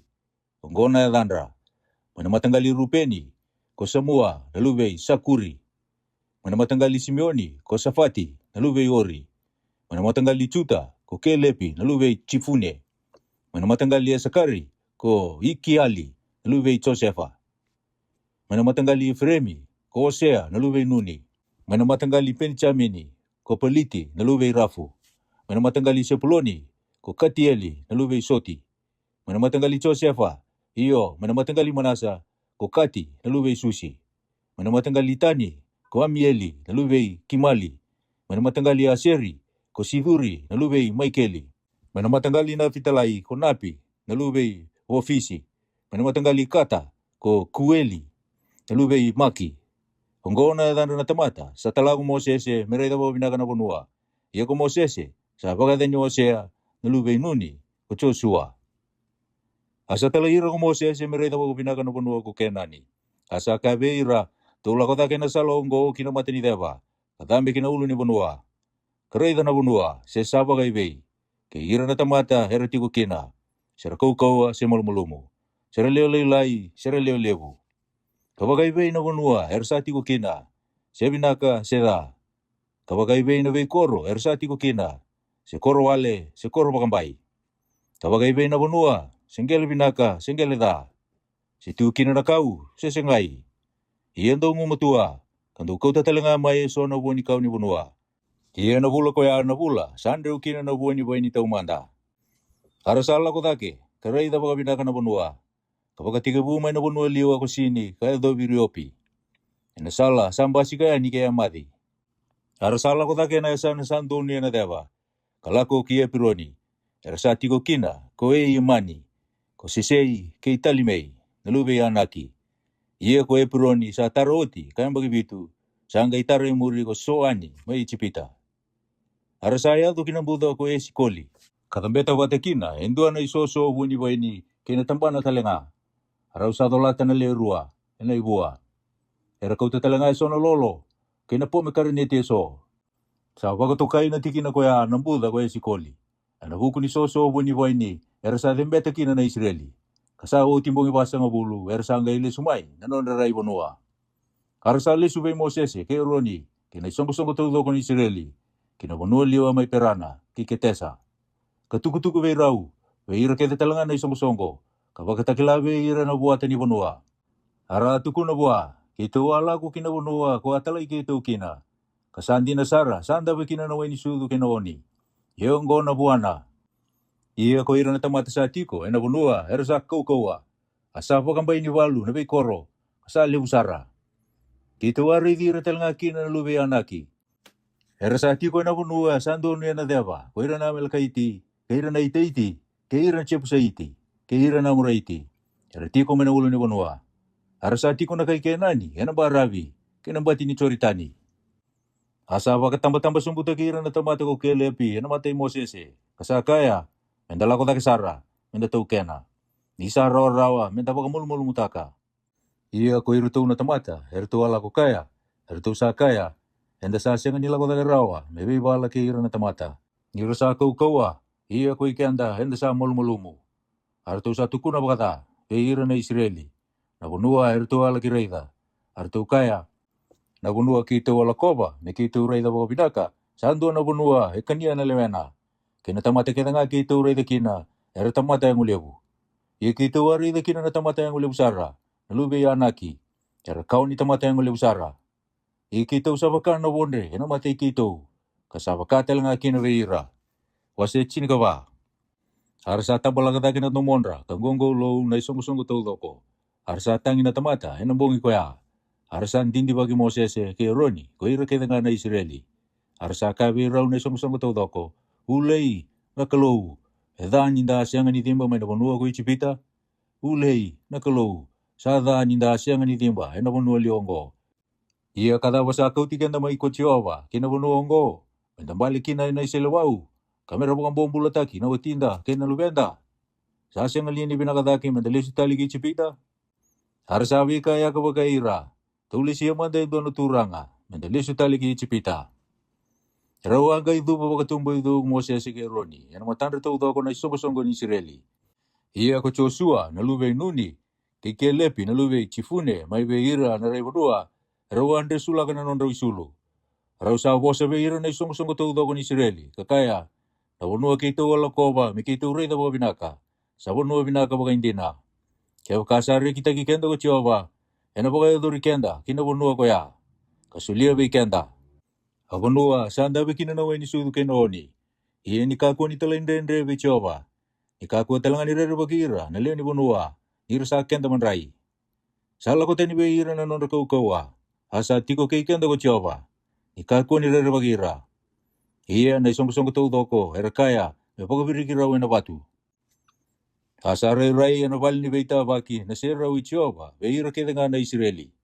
Asa kabe Mosese ko Chiyoba, ada batal na kena dinde, mera ba tundru yaw tiko kina na tamatongo.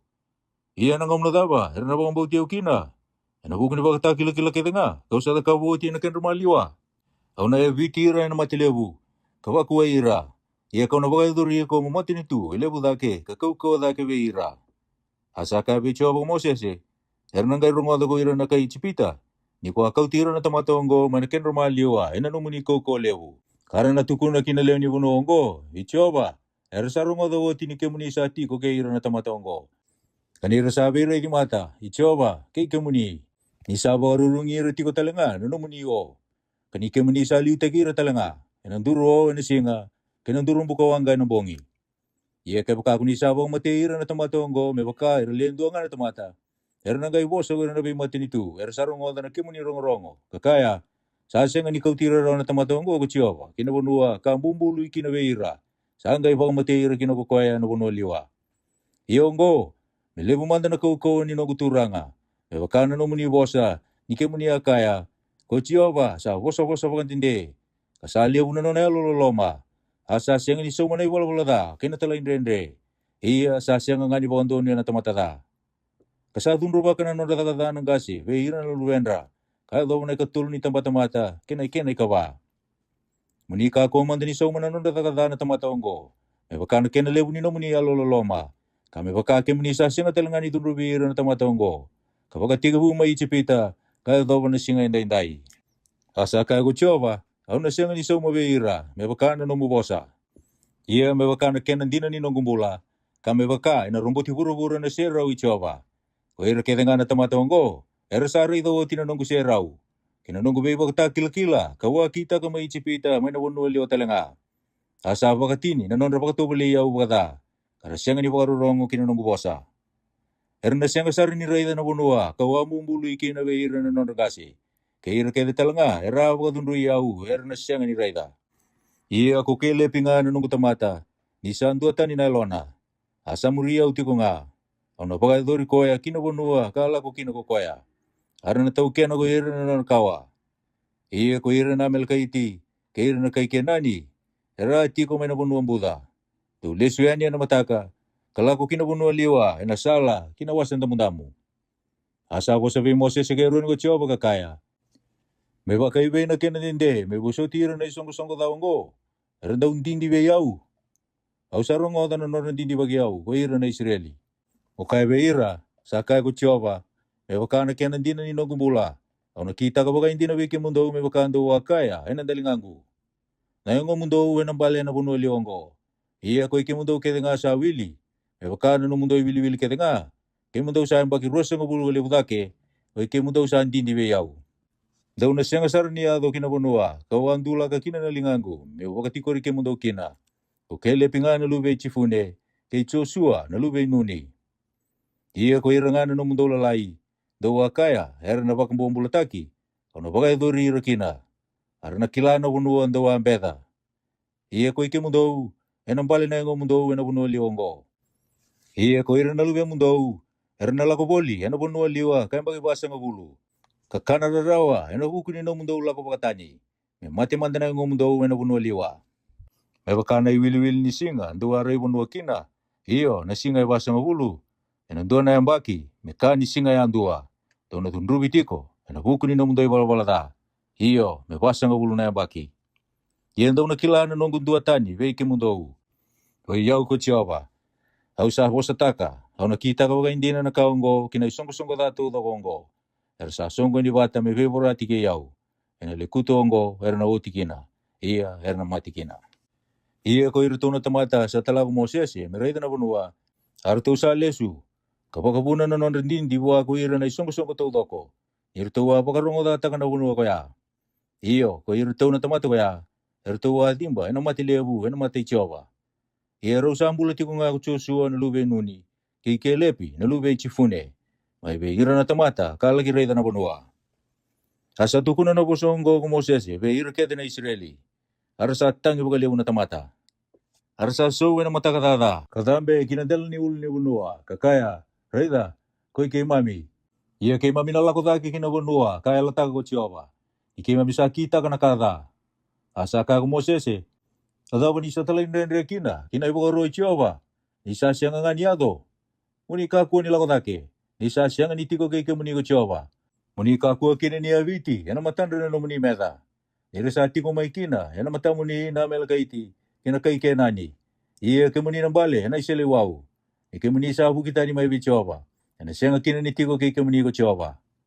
Iya erasan doon daw medambe kinadal ni ulo ni bunua. Iya ko Moses kinakato ni Bela ti tiyawa. Sa siya nga nilakutan ni may naloman ni tiko-tiko. Erasan gay lako song bunamel kay ti kinakay kay nani. Era tiko na ulo ni bunua ko ya. Kaya vitira. Kawa kumbuta gira kaya dobi orima. Kasi chin kalima. Asa kabe Moses ko tiyawa. Bobo sabi ira na Israeli. Kakabe ira. Nindo saya do kinabunua, ando na tiko kina. Okoya, kau sa suliabi ki mundo. Kando sa abo tambora, indo na ka, inabuka wang gabi tiyawa. Esoro kama. Sa isoro may buka doro na bumbului. Siya na isoro sa tambori, yan na lumakutu. Siya na nung mundo sa ungo ni lebu. Mundo da kaba na kain mo binagabi tiyawa. May nanggal ni pulma kau, siya nanggal ni sipi. Nangay kau tanga may kukoya, sa abo tambora na nung mandra li tiyawa. May mandra li lokana.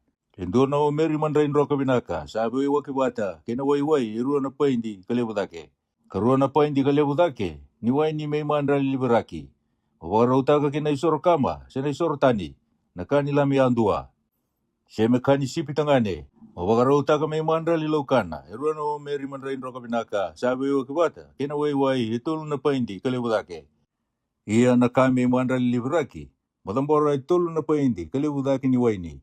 Me kambo ibinaga vichova.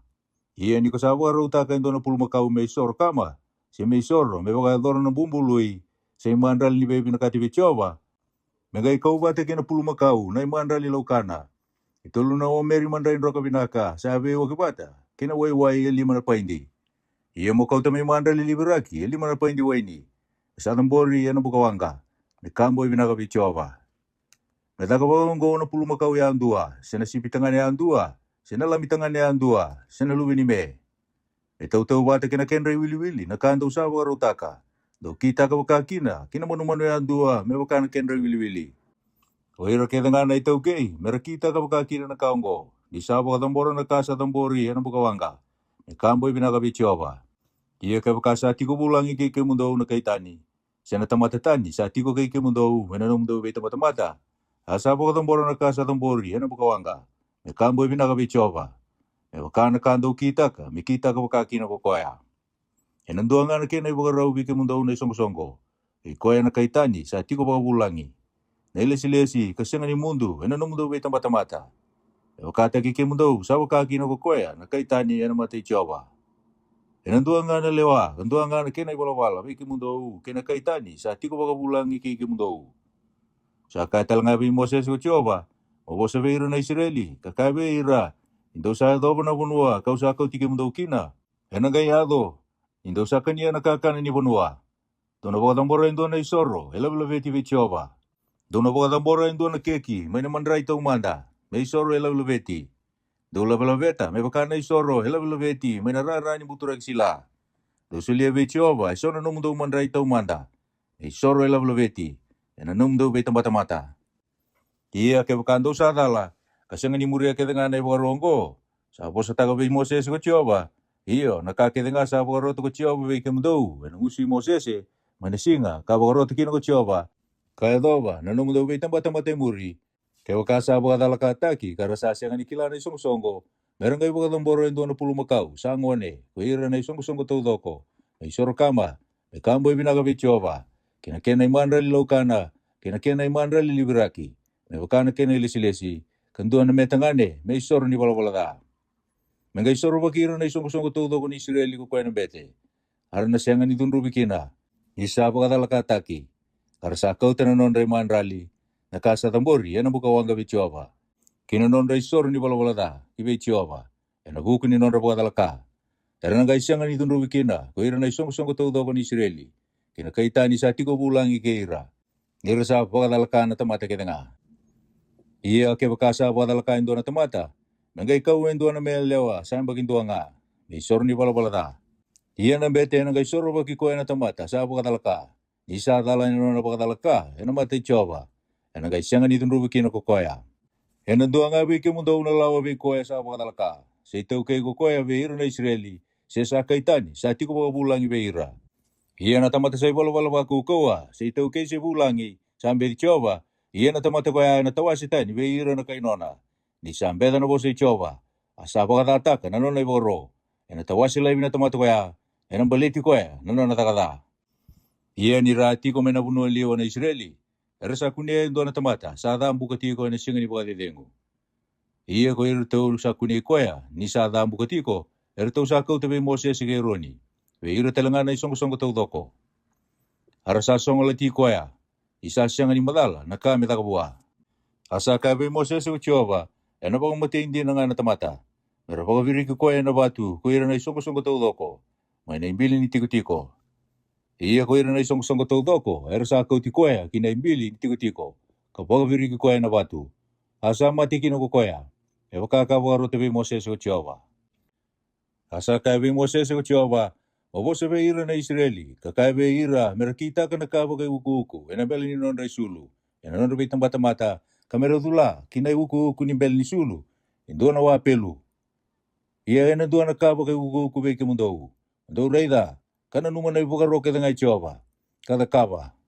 Ia mundau kakua kina ningan rewa mundau muria, nalo mundau. Kina mata mundau. Dawa andau lako bakatani kina, mundau muria. Mundau na numa kina, kata kapa na nongo ibu karo kedenga. Mundau tambu kina, menona na mundau kalou. Sa iau ko Jehova, na mundau kalou. Ko koea, ka kau tiki mundau mai na unua ko ichipita. Yung no mundau kalou. Ko iau ko Jehova, na mundau kalou. Wasi chini ka ono. Ia ko kora, na luve isari. O koea na luve koada. Na luve livai, ke i tedani, ke i epairami. Na luve iliapi, ke i oni, na luve pelethi. Era tau luve rupeni, era tau kau tana tamata. Era tau satu ena mati Mosese, ke ira bate sona Israeli. Era lewa ruanan rau ka 5 era turanga veira na songo-songo. Era kilai na songo-songo, era tamata rongo.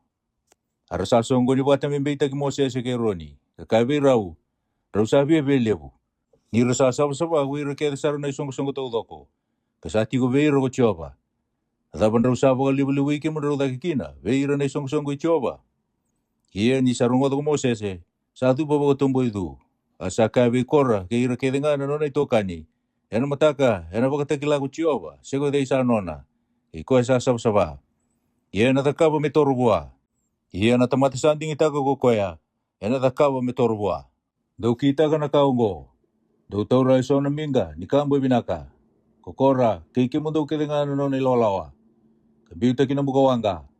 Kabirita ka kina na kambo binaka, ena mata Jehova. Ena mataka. Ia na tamata sanding itaka ko Jehova, sa iko nga sa saba. Dau sabi e levu ko ike mundo na liwai. Asa kai be koro ko Mosese, dau boro rongo manda na liwai. Sa kala ile imba ka be ke mundo, isa tau se ke mundo na kalou ni Israeli, mai be hira na isong-song ni Israeli. Be kauti ke mundo bole ka boa, mundo kita ka na taka ni wali Jehova. Kami tu ena matanda ni isong-song, me taka ena bukundra.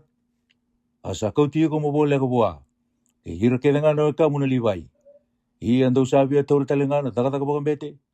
Ena kaungo ndo sa songo ni batikina, mundo be bala ki Jehova. Ko hiko ke ira na no milalo ke nga. Ia ko dei ko eroni, mundo kundu taki ko kina. Asa tala ko Mosese be te dani ke e pairami, na luvei eliapi, merau ko mai boa. Rawa kaya, era una sianga ni lawani. Akala ile mbaka niko sa koti ki mami daki mai na bonua, ka andabe kina na wani sudu kina oni. Bang mati ki mami kina ena bonua liwa.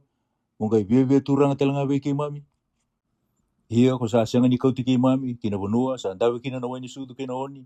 Kasianga ni sule ve ki mami, me ki mami tau kena na veiwere, kina vei ni. Ia ko na waka matambo ko takambeka na matanda na tamata ongo, era na sianga ni lakoyani. Asa dunru bakale bu Mosese, kakabi Jehova, muni ka kuni ndo ni na nonre mandrali. Au sa sianga ni kobe ve ira ndo na asa. Au sa sianga telanga ni bota na ndo ve ira. Asa kabi koro Mosese, o iko, ke ira ke ngana no melo lawa. Do mai tiko ena mate Jehova, ena mataka. Ko iko, ke ira, ke roni. Ia me kauta na nona menga ni kambo i vinaka na tamata ya andua. Ka virita ka kina na kambo i vinaka. Ka kauta mai kina mate Jehova na tamata ya andua na nona menga. E rua na ndrau ka 5 na menga. Ko iko talenga ke roni. Mano taura ya andua na nona menga. Arasa taura na tamata ya andua na nona menga ni kambo i vinaka. Ka biute kina mukawanga. Ka virita ka kina na kambo i vinaka. Ka tuba te ke Mosese, ke roni, manaka tumba ni wali ni veitawaki. Ia kokora, sa wakasongo na ni songo-songo tau doko kina katumba ni wali ni veitawaki. Me veile tike rau. Asa reirai na se rau i Jehova, veira na songo-songo tau doko. Asa kai ve Mosese ke roni ko Jehova. Rau tawa se ke mun rau mani songo-songo ongo. Yo sa paru se ira wakasauri. Rau adu pa wakatumbo idu kakaya. Ke muni na kalou ni alo ni tamata ke denga. Ke muni na dunruvi irali na songo-songo tau doko ni sai bola da elendo na tamata. Asa kai ve Mosese ko Jehova. Mawose veira na songo-songo kakaya. Do lako tani sara mai na vea sana ni wale kora. Ke te dani ke e pairami. Asa dabutu ko Mosese kalako ve te dani ke e pairami. Asa muri koya koira nangasi ni Israeli. Asa woso ko koe veira na songo-songo kakaya. Do lako tani manda mai na nonra ve wale lada na tamata daongo. Kakakua ni tarai ndo na nonra ka. Tindo pagurusai yana bukni nonra wala da. Arasa lako tani kino mai na vea sana ni wale kora. Ke te dani ke e pairami. Asa duru mai ko te dani ke e pairami. Katumay na katumbo ni non raw walada. Kinawatin raw, kairto na luben raw tangane. Kinanon raw lalay. Asaka ko Mosese, kinakaongo ondo na kilakina. Isa talayaw ko Jehova miyo kita kanataka kitangawongo. Kanisa siya nga ni bunga may na lumango. Kaya kair mati na tamatongo, may wakasa mati na tamati kitanga. Sa radun rubi, may wakair sa radun rubi na tamati kitanga. Sanggay siya nga ni talayaw ko Jehova. Iya kaya wakasa takabo indo na kabo ko Jehova. Asa andalangan ng usuna na banua. Katilo mirabata kinanon ka kitanga. Arasa lutong bulumbulu sombo, kinayin bulumbulu. Doon ang kila ni rawa dun ru Jehova na tamatongo. Iya ni sa bosa tagawati na bosa kitanga ongo. Sanggay kasi na banua irutukina. Asa andalangan ng usuna na banua. Katilo mira, kinanon rabi vale, kinatamata kitanga sa tigo kora. Kinayaya kitanga. Wira, kinanon ka kitanga sa lutong bulumbulu sombo kinayin bulumbulu. Asam bulu tira na banua. Arasa ayali sarumay na isong-songo. Iya sanro na wuku ni non raitawi, ko ira kita nga na Israeli. Sa tigo buli tira, nirakaya, titulo mikenda na banua. Asala ko may bicho ako ng bukawanga. Kakanyir na leruan ng raw kalima sa kabulu, erasatang bora na kambo binaka. Asa kabe Moses ko Jehova, mabosa be Eliasa, nalubero ni ng bete. Alagi taramay na be minga, ni kambo binaka, may nayasan, asa ka makina. Isa ka tambunga. Kami mbiu telebi may kia ng bukawanga. Anon raminga ni kambo binaka na tamatongo sa wakataka na elonra. May takakina eso na imbotani, may umbi ni tamu-tamu di soro. Nirasa wakatamboro na minga ongo be Jehova, asa tambukina. Kami sa wakatagkila-kila tiko be ira na Israeli. Asa kauto ko Eliasa ng bete na be minga parasa ni kambo binaka. Era wakatambora ko ira sa kama. Arasa tukilaka, merambay lebukina, may umbi ni tamu-tamu di soro. Meron na numati ko nga na Israeli, may kakukin na tamatatani, sa siyang ni Kawaironi, may toromay, may tambora na kamboy binakawit Jehova, may kakuha ni pakatagi Kora, kinanon na ilawlawa, may makakakabu ako Jehova, ay nangusi Moses.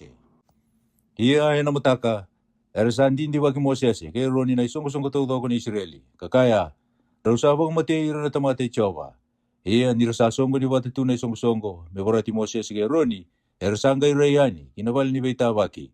Rayda, sa umbiya na o, asari raymay na si Raw Jehova. Raw sala kumay kinamata ni Bal ni Baitabaki, Moses si Roni. Asa kabi Moses si Jehova. Ngunraw lako tani may na isong kusonggongo, may sa boru sa ira bakasauri. Raw adu babakatumbo idu.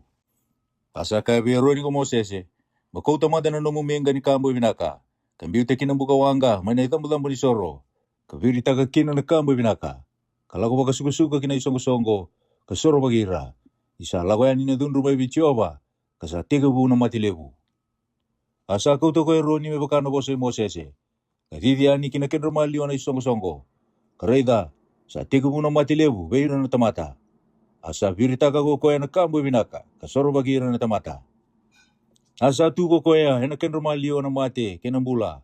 Asa mundo na matilebu. Hiya kuira ka diba, ena matilebu. Erasale tinagawa nung dolu kabito ng raw. Hiya, sa siyang niwilibata, kuira sa mate, ena bukoy Kora. Asale sumaywe Moses ko Roni, kinakatumba ni Bal ni Baitabaki. Asa mundo ng matilebu. Wase chin kabito. Asa kabe Moses ko Jehova, mabosa beira na Israeli. Kataura may beira na ititoko. Menduan na ititoko, may maleta na non matangalian dua. Kamay beira yang doon naturangan ni nonang kasi. May tinikaruan na ititoko. Kamawala na yada ni tamatayan dua, inanon na ititoko. Iya mawala na yada Roni, inanon na ititoko na Levi. Inandua nga na ititoko may beira na turangan dua, ni nonang kasi. Iya mongay biro ko tora, inabal ni Baitabaki, inamati ni Kato ni Bunaw. Kau sa Baitabaki kin, nakikimundo. Iya nakumbumay na ititoko ni tamata, kau sa anding itaka. Iya kau na bagautia, may kunin rongo tiko beyaw na non rindindi na Israeli. Rindindi wagi kimunraw kina. Asa kabeiro na Israeli Moses, arasa suliabwa na ititoko, kuira na turanga. Ertawayan dua, kuira na turanga, may wakano non rangase, sa tinikaruan na ititoko. Asa tubate kina non ititoko na ititoko Roni. Asa virukotoro na be ititoko Moses, enamati Jehova, enabal ni Bunaw. Iya ay namataka, sa duro kinabal ni Bunaw ko Moses. Kareda, sa kumbutu na itito kay Roni, inabuko ni matanggali Levi. Asa kumbuti ko, kasera ka na siya na, kabuata ka so na amondi sa matua. Kasa kau tamay na itito ko kaya nga ako Mosese, may namatay Jehova, iweira kaya nga na Israeli. Arasa reda, katauran na tamatay ang duwa na na itito ko. Kasa kami Mosese ko Jehova, o kau tatal na itito ko Roni, kinamati ni kato ni unaw. Na maruro ito may baka kila-kila, iweira na tamatay daw talay dende. Mamundu kalay wikina weyaw na non rendindi, pero kaku ni matikina. Kasa kita ka ko Mosese, na baka sa poro tabuha ko Jehova, sa kita ka baka kinakukoya. Arasa kabe Moses na Israeli, reda, kema misa mate, kema misa kaumboko keda nga. Uhira keda nga sa turwali lai kinawali Jehova, hena mate, kema mina mate keda beka, wase chinga walu. Asa kabe roni ko Jehova, oiko keira na lubemu, kina matanggal ni nomgase, dono turungi no buku ni dala keda nga, sa kay nakani wali tambu. Iya ko ikimunda wati keira na lubemu, dono turungi no buku ni dala, sa kay no mundo daga pambete. Iya nawe kamu talanga, ina matanggal liliwai, matanggal ni nomgase, ukauta bate ke iko, meratiko be iko, kangarabi iko. Iya ko ike mundo bata kinalubemu, dono daw bengarabi, ina matini bal ni bunau. Iya merangarabu na kaku salisia, kinatakataka na bali tambu toko. Iya merakaku anga ni toroba na yaya, ni tikina tambu, kina itambu ni soro. Merakaku kina ni mate, ko ira ke ike mundo talanga. Iya era netiko bate ke iko, kangarabu na takataka ni bali ni beita baki. Kaya natakataka kita nga ni bali tambu. Iya mekaku ni torobi ke mundo na tamata tani. Iya ndo nangarabu na takataka ni tikina tambu. Kinatakataka ni tambu ni soro. Mekaku atal ni dunrubi ko ira na Israeli. Iya ko yau, reda, au sa kau tira na weka mundo na liwai. May be ira na Israeli. Era sa soli ke mundo may soli-soli. Mene Jehova. Mekita ka natakataka ni bali ni beita baki. Iya ko ike mundo bata, kinalubemu. Tau nakita ka na no mundo takataka po kambete, nakakita nga ni tambu ni soro. Kinakamay lo manilati. Iyan daw nanggaraba. Au sa sulia ke mundo na takataka po kambete, may takataka sa suli. Iya na tamatatani, sa toroba, ay nabang matay. Sa kaya talangay biro ni Jehova, reda, au sa sulia talangay ko na takataka, ninong soro, sa labilabeti. Iyo, nakakita nga iro katumbuhay na Israeli. Au sa sulia ko, may wata-wata. Ira talangay na lubemu, may kimundo ka tao mundo. Nakaonggo sa maruroi manambukawanga, menomu enabeka sa tambusara.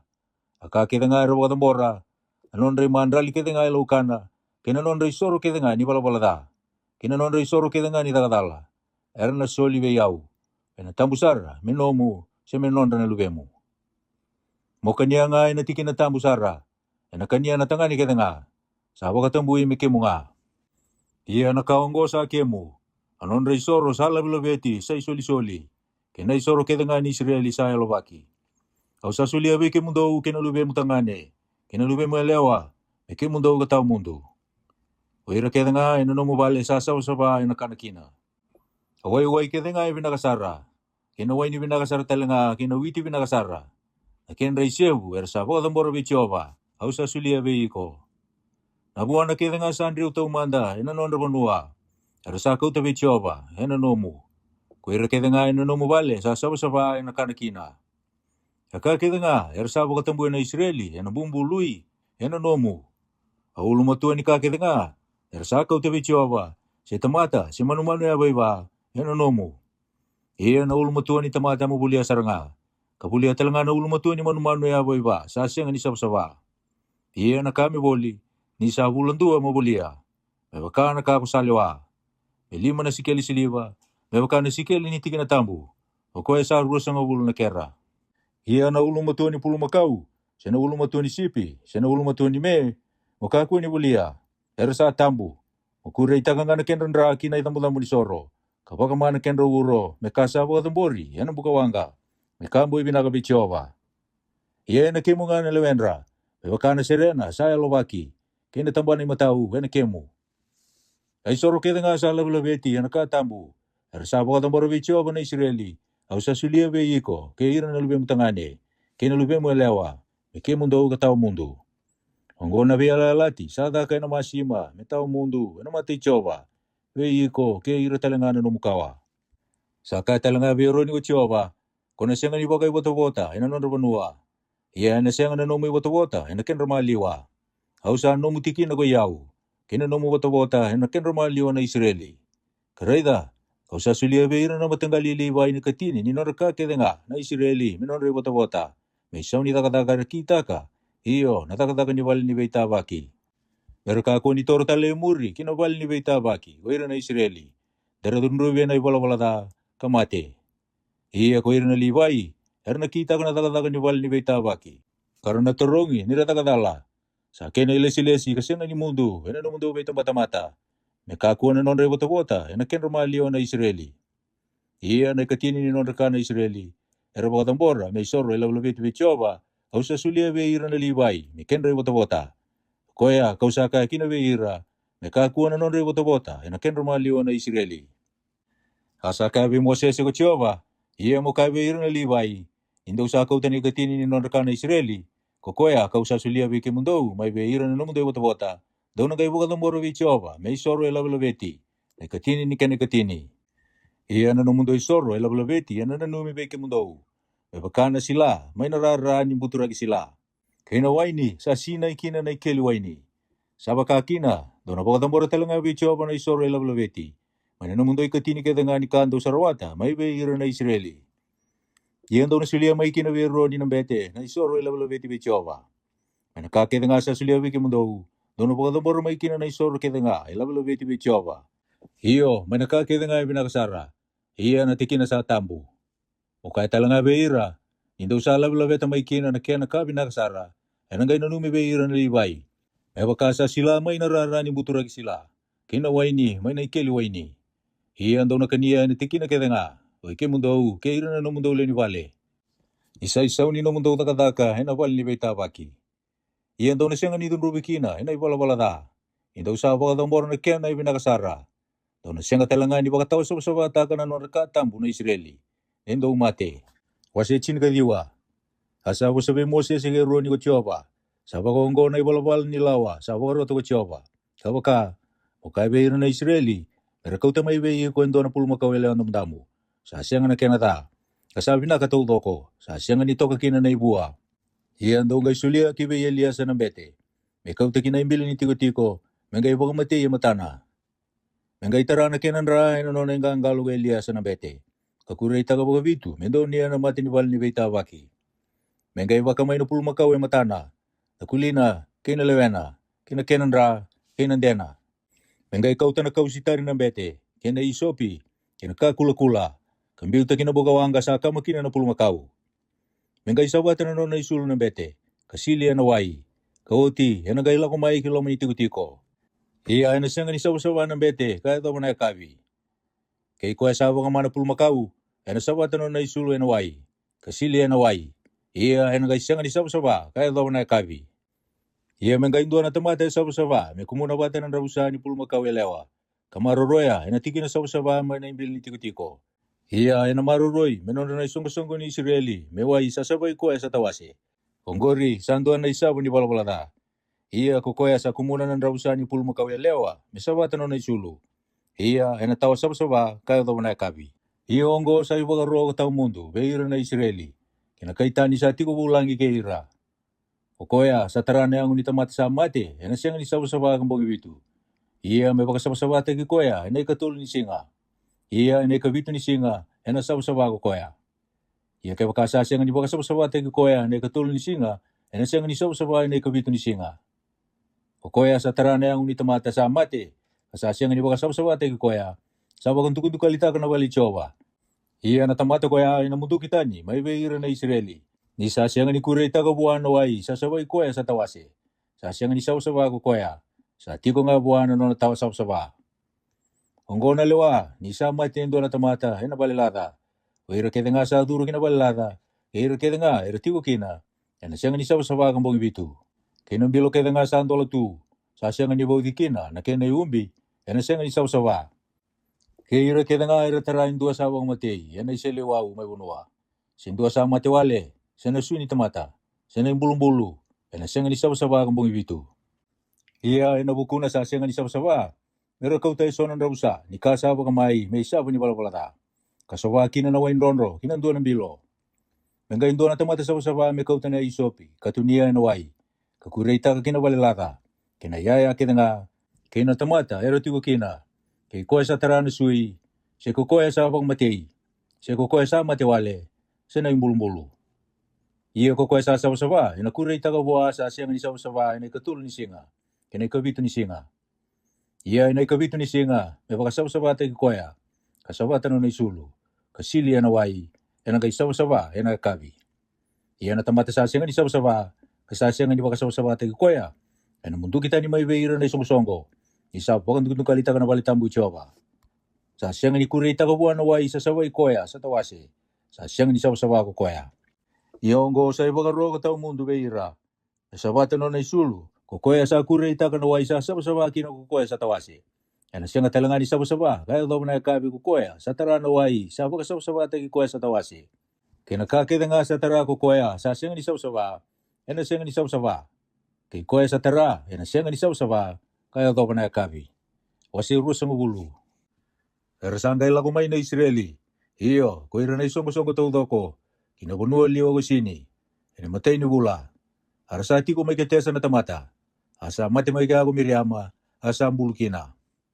Asa siya nga namin raway na isong-songo. Arasa songo ni bata. May beborati. Kay Moses kay Roni. Arasa vileti kay Moses na tamata. Kakaya. Hulay. Nakalow. Edani kay mami asya nga ni dimba. Ni radimba. Ina matay choba. Naway kay mami. Iya tawan daw sa kautira kina. Na isong-songo choba. Kinabunua liongo. May kay mami mati kina. Kina ni mami manu-manu ya ba? Iya tawan daw sa kauti kay mami dagi kina may jipita. May kauti kay mami kinabunua daw ngo. Sa siya nga ni bunua ni sori ni kau. Siya ni lolo. Siya ni beba ini. Siya ni po may karineti. Kasa siya nga talangan away ni ngunu. Arawala ko yan ni Moses kay Roni may beira na isong-songo. Kinakatumba ni wal ni beita baki. Araw sa duba baga tumbo itu. Asa ray-ray beira na siya raw ichoba. Asa kabi Moses ko choba. Makauta na ititoko. Kabakasongo ni rawatan na isong-songo. Koiko kay Roni na tuwa kamu. Iyan raw bosa kinaulu batu. Ena matandra. Mesuli may na kinawai. Iya ko nakauta may beira na wai. May na batu. Kung nabangun ba kina na isong-songo. Kinanonumanu ya boy ba. Asa kauta na ititoko ko Moses. May namatay choba. May bakakabagaroto buwa. Araw sa bakasongo na watan na isong-songo ko Moses kay Roni. Meron doon niya na ulu batu. Asa kay beiro ko koya. Dorong o tamanda. Natamata tala indre-indre. May kero baga buriyan baga may, na may mundo wai, may nabatu ngo. Asan dodo ka nalingano ko Moses katukia baga ruwa na batu, ano na itito ko. Asan dabi baga liw na wai, asa nguno na isong-songo, kinanon ramanu-manu ya ba. Asa kabi Moses kay Roni ko chiyo ba, ninraw asya nga ni bagang bautiyaw. Munraw do kay yaw, na matanda na Israeli, raro siya nga kina ni kauta na isong-songo ngo, kinabunuwa kau sa sulia beira. Ongo na wai ni Meripa, away leti. Irabe leti ke chiwa na Israeli. Iya, sa bagaroro ko taki ko koe beira. Asa tala iso na itala ki ko Moses may kitesa. Wana tu itomi. May kai bua. Sa ko sa bagongo na kamu na Israeli. Ko sa kilana wala kede nga sa ito kay mami. Irala ko subuki chipita na ni mami kasi. Kay mami sa ati ko bakit hindi may chipita. Ara sa bagararaw taki kay mami. Kay ira kani mami kasi. Ko ira na kay chipita. Iya ni kay mami atang ibichowa. Sarungo na doon mo kay mami ko kuya. Asa talana yung lose, kakauti kay mami tayo may chipita. Kareda, kay mami sama iti ko eketesa. Nakoro ay naiyala ni namugunua. Aw sa kirei ko mula ibi kay mami, may kay mami la kumanda, ay nanumulo manibanua. Kay mami na siya nga nila ko alo manibewere. Sinabiway ni, kay mami na siya nga talangan yung unuwanaway, may naikiliway. Kay mami na lako nga ay nasalatu ni tuy. Kay mami na siya nga nila ko baka, kinay matao, siya kinay mawi. Kami kay mami sibi ang manda na yalalin ni namugunua. Asa kabuwa ko tuy tomi. Mukha ko nila ko na nunggulo manibanua. Deus sa lagi bibala kay ko. Arasa kabuwa ko na Israeli. Kay mami na lako nga ay nasalatu. Iya kay baka kay mami nangunuwa na numuway. Kuyaw, sinanunggu manumano ya ba. Kau na so mga. Kau na lako wala nga ya bangku. Kasay ko nga. Asa kago ko ya. Kau na siya nga nila ko kina. Asa lako ya ni ko tuy tomi. Kira na tamata ilewonga. Bebe bala kira. Asambe se ko tuy tomi. Nilay bira na Israeli. Merala ko na nonolong ni banua. Asang wale tani may buwa ko ira na Israeli. Arasala ko may kitesa ko ira na Israeli. Ko ira na ibaba ko sa todo ko. Kaya do kinaulo ni banua ko ori. Asa ko sabi Moses ke ro ni ko Jehova, may naulo ni bunua ko ori. Na yala ni bunua ko itomi. Kakaya, ko eroni. Na toki ani veira na kainona. Ina sianga ni duru kina bunua, kau sa sulia veira na Israeli. Indo watala indendre kina nungu bosa, may nawai ko meripa. Mo kau tia ro ni ke Elias na lubena. Kau tiro dake kina ulu ni bunua ko ori. Iya mulubata na isulu eroni. Ako sulu makina na lubena ko Eliasa. Ena ga ito kia ni veira na kainona ko eroni. Iyo, ena mati makia. Hasa kita ko Mosese, me bakakabo roto ko Jehova. Artu wada mbeta na ulu ni bunua ko ori. Ena matanda na isongo tau doko. Asa lubata na isulu eroni ko Mosese. Kapag sulu makina na lubena ko Eliasa.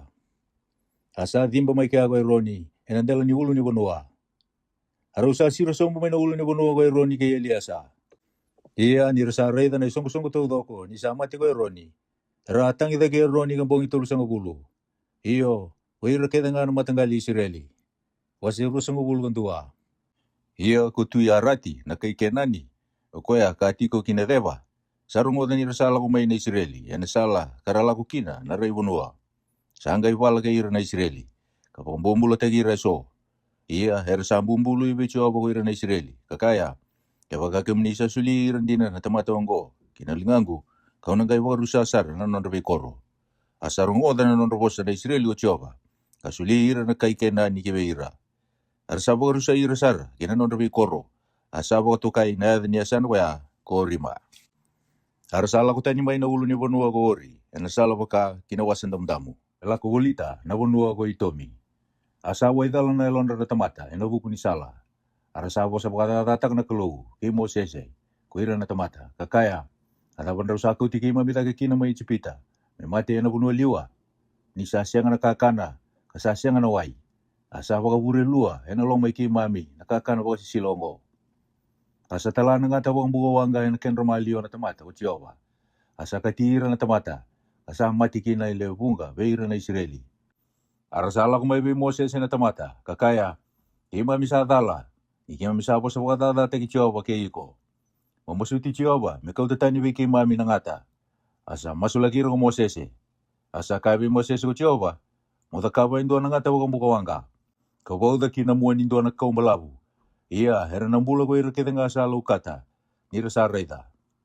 Asa nakaba indo nangata para sa ko Mosese. Kau da kinamuan indo anak kau malabu. Asa ayado, kaya bakasa katia indo anak tamata nangata. Ni sa reda nangata para sa ko ya. Sambula kina. Arasala ko na Israeli, kalakiti ko may opodi. Arasala ko may opodi, kalakiti ko may iye, niya parimi. Manalikutu sando ni Moapi, waka kina isiti. Arasangay dabutu, kalakiti ko may nambuda may sireti. Arasala ko may kina, kalakiti ko may nayasa na kanduan ni Arinoni. Kaya manalikutu, kala ko may nayalala ni Amoreti. Ni sa yalala Moapi ko Arinoni, namadaw kay Moapi, kina Amoreti.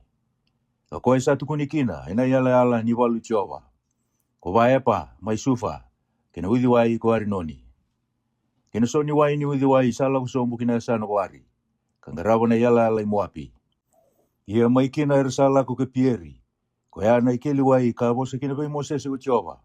Mabakasonggan ni rawat na tamata, kau nasuliabe ira na wai. Sanggay serita ka na sirong ko ira na Israeli. Nakiliwai, muburi mai, mundo serita ka. Nakiliwai, era sa kilia na turanga. Iyo, era sa darmaka ko ira sa liwai ira na tamata. Yan anon rondoko, ni wakarota, kukoya nubunibunaw. Iya, may nalikutu, era lako kimatana. Iya may matana, era lako kinelieli. Iya may nelieli, era lako kipamodi. Iya may pamodi yan ang Buddha, may nabunua ko Moapi, kinandela ipisika, kaya sando niya na bikaw. Asa tala iso na itala kina Israeli, kibay Sioni, nanonrutuin na Amoriti. Merakaya, miula komandani, yan ano mulong manibunua. Kima minasyangan nila ko, kinabiwere. Sa kinabiwayway ni, kima minasyangan ni munubanaway, may naikiliway. Kima minala ko nga na salatu nitui. Kami kima misibi ang manda na yalala ni namubunua. Iya sambes nila iwira na Israeli o Sioni. Meralako yan ano nalong manibunua. Iya sabak sunggo ni robatanga ano tamata kita nga ako Sioni. Kalagi bibala, kaira na Israeli kinalikutu. Asaya do kichayasa, kabibala kaira na Israeli. Asaya viti ko ya ira na Israeli, hena Israeli wow. Kara tau kena na nono bonua. Mayari noni, kalakia lagi capoki. Ia, saya lebih ira na lube ya moni. Nisa kau na nonre ala na lube ya moni. Arsa kamba na be kor kedanga ongori, ko ira na Israeli. Arsa tiko na Israeli, hena na be kor kedanga na muraiti. Ma yesi poni, kena korola lai kedanga. Ia ko yesi poni, na koro na isioni, na nonre tui na muraiti. O koe akabi wala ke ira na tui mo api eliu. Ka ko ve mai buana nono bonua tau doko. Kayala ki ari noni. Ongo era dau kaikina ko ira era tauri waka na imbole. Dau laku mai ki yesi poni, me taramanda na koro isioni, ka waka doko taki. Nisa laku mai yesi poni na buka wanga. Na mai amin buka wanga, mai na koro isioni, sakani ari mai mo api. Ko ira tau na turanga ni vesa na dedere ni ari noni. O sada, ko iko mo api, dau sa rusa, na tamata ikimosi. Sasulia ko koe na lubena tangane, men rombula. Kena lubena lewa, men rombula visioni, na nono tui na muraiti. Enda sabo na ira, sa rusa ko esi poni, kaya do kita iponi. Ia, enda sabo kadada, kaya do binofa, kaya sabo lekati metipa. Asa tiko ena nono bonua na muraiti ko ira na Israeli. Asa talaki ko Mosese, mea mata ki tasiri. Arasa kamba na kena vikoro lalai, kawakasibi ira na muraiti artiko kina. Arasa ngoleani, kalau dake na sala ki pasani. Asala ki bala ke ira ko oki na ti pasani. Kokoya ke ira ke dengana nona tamata. Meraia na iwalu mai etirei. Asa ka vi Moses ko Jehova, moka ku ni rere bagi koya. Iusa soli koya kina lingamu. Kina nona tamata ke denga kina nona bonua. Ia kona kita ka bua me baka ko kita ka visioni na nona tui na muraiti. Kokoya ka tiko mai esiponi. Arasa mo kuti koya ke ira teu na lubena. Kina nona tamata ke denga. Asa sianga ni bombula bua indo na tamata. Arasa tau kena na nona bonua. Kuasi rusa mo bulga rua. Asa toki ko ira na Israeli. Kalaki tiko mena bonua de lebu mai moapi. Ena taikandua ni choritani, sandu ni cheriko. Ia ko pelaki na lube sipori. Sakunia na kaki denga. Era kita kana Israeli. Veira na muraiti. Arasa rere boga lebu ko ira mai moapi. Ena bukunda na tamata. Nira sa leo bunga. Asa tanga ya ko ira mai moapi. Ena bukunda na Israeli. Arasa kaya ko ira mai moapi. Veira na gasi ni mitiani. Na ibaba ko songo ena kanya na kaki denga sa buli tikenda. Ewa kasa kanya na doni bonua na pulmakau. Ia ko pelaki na lube sipori. Satu imo api na ngono koya. Sa tala ko koya so na itala ki be pelami na lube piori ki pidori. O koya sabo le kina udiwai. Kina non bonua na kay nona. Me kadibi koya kakaya. Reida. Sala ko may ndo na mati ni tumay chipita. Reida. Era sa umbia ng dal ni bonua. Ara sa may tikon do nuyaw. Au kerei ko mula ko madamai. Ngomay wato na kana mati ni tuonggo. Diro sa arui kau be yaw. Deo nang umatua, mendaru ya vitira. Ia me ubaka sabira tani mai na bonuongo. Ni usakila, sa kalunga to kokoya, ko sabo sa kalunga tataka. Kasada kokoya, ko sabo atuna kameda. Arasala ko nang gasi ni muapi, kinang gasi ni mitiani. Kakauta na kena isaw na ray. Arasala ko bepelami, katukuno buano ko sa pelaki. Asa kay beiro kokoya, daw mo de manday ke ng bongiongo. Kau nanggay may tukuna beke mundo uno bosa, sana kawi ya ugo Jehova. Arsati ko kay pelami, ko ira naturang ni moapi. Asal ko may pelami na kalou, kakaya. O de na tamatongo, ira tiko kay iko. Asa kay buwan na kalou ko pelami. O pelaki na luwe sipori, na tui moapi. Sa talaki beyau, kakaya. Reida, na matinitu sala ko may chipita. Era umbia ng dala ni bunua. Mula ko may ongo, o may wato na kira. Deong gay ngumutua kina beira na ibalu. Kabaka sa vira tani. Asa kabe pelami na kalau. Muka aku nila ko bate gira. Muka aku ni batu na gira na tamata. Nira sa kalau nga tanga. Asa tuda kena mata ko pelami. Kakabe ira na turang may pelaki. Daula ko yani kina numundo bunua. Ni sambes ni suli yau ko Jehova. Meula ko bate kimdo. Arasa da butu ira na turang ni moapi. Kalesu be pelaki. Kakaya. Sambes nila ko may kikito ko pelami. Asamba di talatal ko pelaki leo kung turanga. Eran to kaita ke beira kaliu. Arsala ko may pelami, kakaiwa. Sabo sa pangonggo ko pelaki, na lube sipori. Mekakuha mandendo na kami taroba, nanumula ko may beyaw. Yung napagalibu-libu ko sara. Nakita ka nakakita nga ako na kay beyaw. Au kirei ko mula ko mandamay, mabato na ka na matinituang ko. Asabo sa ko pelami, kakaibeira na tamati ni pelaki. Ke wakasa na sulia ve iau ko pelaki na siliva ke na koula si na irao kina na vale. Au sa sianga kina ni rawata me wakatani taka me lebu dake se me leila isombu na vosa ichio wana nungu kalou. Iongo au kiri ke mudou mo te mandai ke na bongenda indai. Me kilana kai tali ve iau ko chiova. Asa laku mai ve pelami he na bongi na kalou. Kasa kai bua kai wakaira laku mai na tamata me kadiviko muda butu mo lako bate ke ira. Ia na vosa nga kau na kai ve iko koya nga mukaya. Asa tabutu na mataka ko pelami. Kavoda na bondo kina no asa. Kalago yani ke ira na turanga ni moapi. Asa wanga mai na dunru ni kalou ni sala ko koya. Asa tu na sala ko koya na ngilo si chova me borati koya. Ia sa bondo lako na no asa. Karo lago batakaya ile rua na no dorubou. Ia sa reida na asa. Ni sa tu na sala na ngilo si chova. Atauru tu lingana na no na iselewau. Asa boka tiki-tikitani mai na sala na asa. Kalako kina were. Asa ya vita na so pelami, me pangole kina sala. Asa tuna yang lo si chova na sala, mai na vivo ni. Asa ando na mai batu baka, kandu na mai batu baka.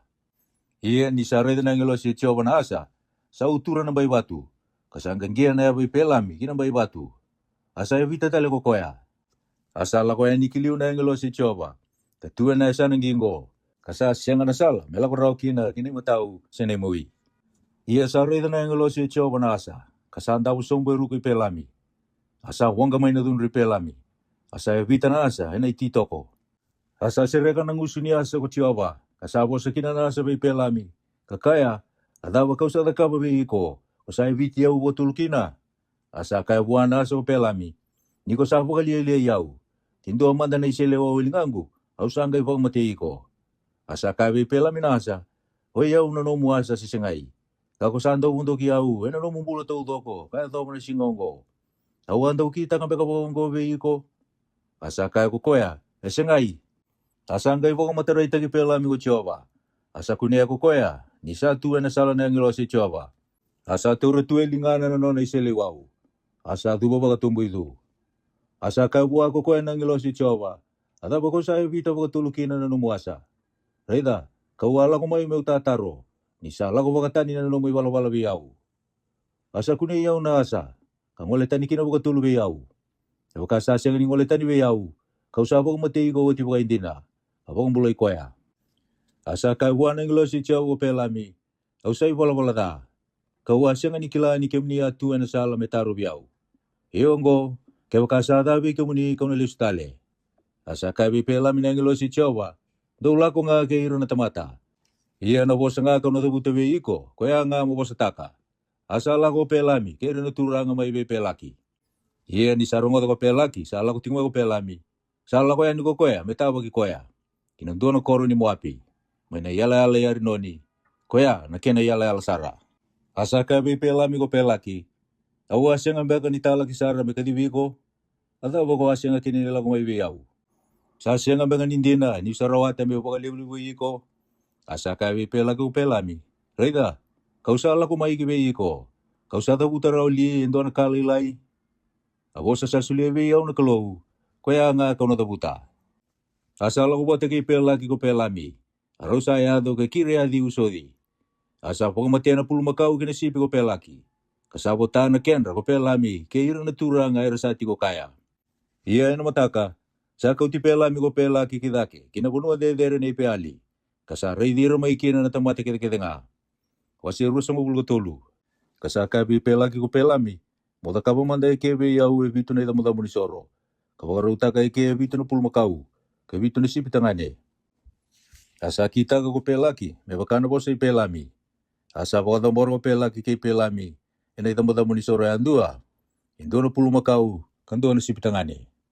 Asa kabi pelaki ko pelami. Mutu boleh kamanda kina nomu isoro kama. Kau nala kumanda. E may tawag yaw ko chiova. Iya nakasaba ka takilabi yaw. Au natuku na veiko. Asa la ko yan ko koya kinatiki na dedere. Asa may tawag ki pelami na kalou. Asa kaiwa ko koya. Au sa takabo te vito na itamo tamo ni soro. Kapag tambaro te na itamo tamo ni soro yan dua na pulumakau, kandua na sipitangane. Asa sulia na bosa kinangusi pelami ko chiova. Asa kaya mule sube pelaki. Kabosa magongo. Asa li subi koya. Reida, Satu boleh ka kina nona isoro kama. O koea, ke ira ke nga naturanga ni Moapi. Asalanga tana nona bosa bukai bale-bale. Kabaka, sa kau tiau mai rami ko pelaki. Na tui Moapi, mai na veulu ni vanua mai na tui take. Molako mai, o bato na kira na chia kope na bukungu. Ia molako mai, mole sabi ira na Israeli. Au na bato na ki koe bugadaba, sa sianga ni bato naka, ko koe na kalou. Sa una le sabi koe bugadaba, sa sianga ni le sabo ko chiova. Wenendela ni ulu batu, kau sa rei di koea. Kakuni koea mai na bebu no adedere. Reida, era sa tiko bagate kira na tamata. Kana sianga ni wilu bate ke ira na bebu matani tu. Ode me wili kira rao na chia kope, sa bakara ku ni soso. Se o kata indo na kena wase, ni Israeli, ni sa wase ba. Meu matemanda me bakasa mati na tamata ya lundonu. Ia me baka manda na nona oti-oti, me baka kina na nungu oti-oti. Asa ka be pela mi ko pelaki, ada ko sa kita ka be yau. Awa kau tiu ko mai batu na kira, na nungu meda. Kareda, ko sabo sa baka lunga takira sara. Asa ka ko koya, meu ka kuan beka ni na numa binaka, me do utakar kasa, sulievi yau ko chioba. Asa ka bo pelaki, darula ko manda kina sana tani. Kona reidira mai kina. Kona reidira wale nga air sa tiko boga yawa. Iya, kona siya nga ni reidira kaya nga. Iya mo bato na kira may kya. Asa kau tiko ya kinabunua ko Sofimi.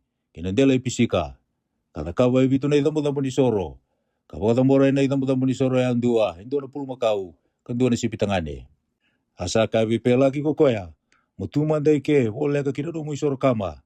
Kau nalang kumandayani. May itawa ki Jehovah. Asa mo itawa ki pelami ko Jehovah. Kasulia endo na boso buwa. Kakaya. Muli subay pelaki. Kaposa wakongo. Iya ni sala ko may kibay koya. Reida. Sa tubo le ka kinano na Soro kama. Kehira watakai na turanga ni Moapi. Asa kai buwa pelaki. Atapa sa kai ko Jehovah. Asa langata na nuna bosa wakoy bale-bale. Kakaya. Ipelaki. Motuda ke kawarurongo. Morongo diau. Nalube sipori. Sa senga ni tamata na kalou. Memay bosa lasu ko koya. Sinalube ni tamata. Memay bebu tuni. Sa kai ligo koya. Kana sianga ni takaba.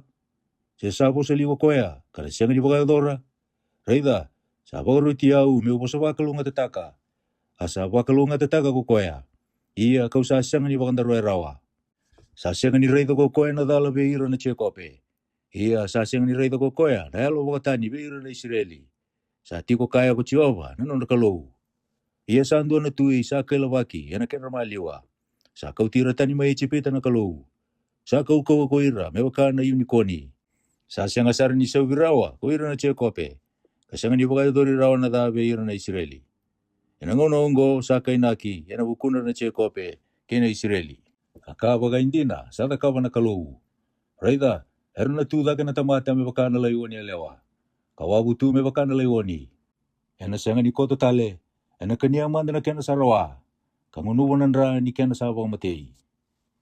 Asa kabe pela mi ko pelaki. Muka aku sar ni batu nagira. Muka aku tel ngani bosa bakal mo tagira. Asa kabe pelaki ko pelami. Awas yang alini tukuna beiko, kakaya. Aka kita nga sa kaya ko Jehovah, kuya nga, au nakita ka. Asa kaya pelami ko pelaki. Darula ko manda, au nakauti ko kinandua na sa natani. Desa angay binakabuha na kalou mo bato nakira makia. Asa kauti pelami ko pelaki, kinandela ipiori. Kuya asa andor niya na beikau. Asa kaya pelaki ko pelami. Motakaba beyaw eke bitu na itamotamo ni Soro. Kapagaruta ka beyaw eke bitu na pulumakau, ke bitu na sipitangane. Asa kita ko pelaki, meu kano bosa ipelami. Kapag tambora ni tamu-tamu ni Soro yan dua na pulu makau, kandua na sipitangane. Waseru sa mulaba. Iya ni sare ko pelami, ni sabi na kabi Jehovah, me bakalunga tatagir na Israeli, sa siya nga ni ngole watale, me wakai liu, nakani benita, iya sabang na matanga wakaki na likutu. Asa tataga ko pelami, asa reidir na Israeli, ni rasati ko baka matanggali, asa durumi ko yan na alo ni kalou.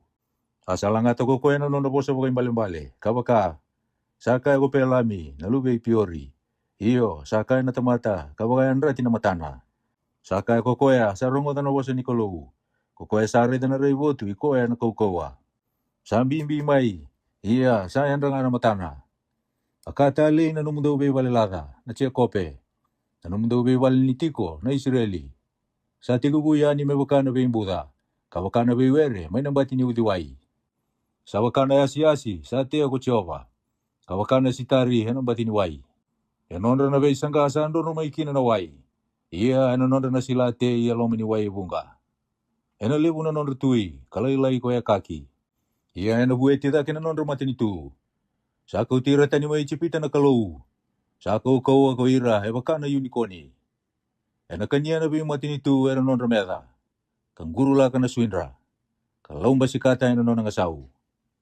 Sako to sombu, sako to mebakana laiwoni. Kawakana laiwoni lewa. Kode ia na bakan rata. Sa kalunga to irayan dua sabo sa kalunga tatagi ko. Kamera dun rubi, ko irayan dua, saba tunaki ko. Asawang kamay bepela mina dun ripelaki. Asa tabi abata na lingana. Asa ka bepela mi ko pelaki.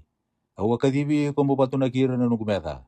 Karaida, ko sabo sa kalunga tatagasara, kapagatulo bagawanggo. Iyonggo, monro kina numesana. Awa kaya mi ubagalibu ko sara. Karaida, sabo kan daroya ko Jehova, makakuha kini ni bagalibu. Asa kabi pelaki upelami. Awa siyang ambakan ni bose be irna no mitalaki ko atalabi yau. Kawaka sana sulia mai be yau ko pelaki na siliva kina kola. Sina irau kina no vale. Au sa siyang ni sivi irau na bose Jehova. Meu kita kana kabinaka sena kada elo mangu alenga. Nakangasa da buta ko Jehova. Ongori kau na da buta. Iyo ongo. Reida. Kau sala ko be irna kainongu. Yo no pakatakilama da be ko na kaer na takaba. Ena ngau na may muri na tamata ongo kibeir na nung tamata. Asal nga to ko na no po sa bagay bale. Kakaya sa kaya ko pelami na lubay piori. Asa kaya na tamata kabagan rati na matana. Sa kaya ko koya sarungot na po si Nicolou. Kakila na ibaw bubuli koya na dedere. Ko koya sa ray na ray buti koya na kukawa. Sambimbi mai asa yan nga na matana. Au sa ray di koya kasamber nga ko koya. Au sa ray di koya kasayaw nga ko koya. Ena hura mai endo na kalokalo mai beche kope. Katumbo endo na itito ko bagatui mai be Israeli. Kaya vita na be yala ni Moapi. Kaba kaumbo ko tagira kede nga na lube sedi. Ia ena tauke ni ito mi kokoya. Ena tauke ni siya talaga ko ira na nona meta. Ia ena ngumutua na Israeli. Ia kokoya sa andaw lewa ena lako mai beche kope. Kaba karusay ira sa buo ena koro. Asa rey dira na meleki kokoya. Asalangatan na nanobo sa bagay bale. Kakaya, ko ameleki, kalya bubahira na bay matinitu. Ye muri na rusalay ko ira. Asa raydira na kena iti ko koya. Asalangatan na nanobo sa bagay bale. Kakaya, sa kaukaw na numundo iti ko tiko. Ena ulubatu sa adaka na numundo imode. Ye ay na malayani na kena iti. May adomanda na ngauna, sa bakang bumula tagi kay mundo kina na kay Assyria. Asalangatan ko koya na nanobo sa bagay bale. Kakaya, hulei, kode membularawa ni sakita kana kaonggo na kalau. Ia na lako may so na wanga, may nambarawi kay kitimi. Kapakararaw tagi Assyria. Kapakararaw tagi na iperi. Kana rusalay bitalanga ko koya. Asa tabutu ko pelami, kalagilesu kinano na sana. Asa lako talanga na non sala ko pelaki. Wasi rusang ulo 5. Arasati ko may sitimi ko ira na Israeli. Arasanga inda ubing buto ko di, kaya na ngonela ni Moapi, ko ira na tamata. Arasa kadibira na tamata, kinaisoro, ira na nona kalou. Arasa kana na tamata, kaduba kina nona kalou na elewa. Arasa kambiti pe alipiori na Israeli. Asa wanga may nadunri Jehova, ira na Israeli. Asa kabe Moses ko Jehova, mutaurira kaya nga arasa turanga ira na tamata. Kaparumbedi ira na matanisinga be Jehova. May mundo kina nadunri Jehova, ira na Israeli. Asa kaya Moses beira na matibeluay Israeli. Doon duwi bang matiayan doon na natamata. Ersa kang biti pe alipiori. Karaida, sala ko may doon beira na Israeli. Kakautamay beira na wekana, hindi na leo ni Mitiani. Yan na matay Moses eh. Yan matanda talaga na isang gustong tutudo ni Israeli. Ersa tangiti ko, may nakatumba ni wali ni Beitabaki. Iyan ni Saraydo Finiase, nalubay Eliasa, nalubay Roni ng Bete. Sa tuda kay may beira na isang gustong ko. Asa toro endo na moto. Kamuri ko ay natamatan ni Israeli, kinabalada. Asa to kabe iti tagiraw. Natamatan ni Israeli, kinalewa ay naketena. Asa mundo kinanamati lebu beira na Israeli. Hiya ko ira kamati, ay namati lebu. Erale ruan na wamba, kaba na undolu. Asa ko sabi Moses ko Jehova, kakaya, Ofiniase, nalube Eliasa, nalube Ron Nambete, sa mundo ka na nungudun rube na Israeli. Isa ngumutuan nito tagiyaw ko koya, na kenromaliwa. Iya kawasi nga kini ni wakawati na Israeli, yan anong gububu. Koya, mukakina, Reda, kausada kabo buwan na bosa ni nung gubeyala lati me kalungata. Iya, nona, kinanona kau talenga, na bosa ni ala, meretoro na takataka pambete, katao mundo. Nisa ngumutua ko koya metota ka na kalou. Kanisa sorbagira na Israeli. Iya na na tamata ni Israeli kapag matiwata kinalaw ni Midiani. Kosimiri nalube isalu. Aturangan na noro matanggali naturangan na Simeoni. Iya na nialaw ni Midiani kapag matay ko Kosipi. Nalube Suri. Aturangan ko koya beira na tamata iso. Mananduan na matanggali turangan may Midiani. Asa ko sabi Moses ko Jehova, kakaya mo bakararaw tagira na kay Midiani. Kamundo mo kutira.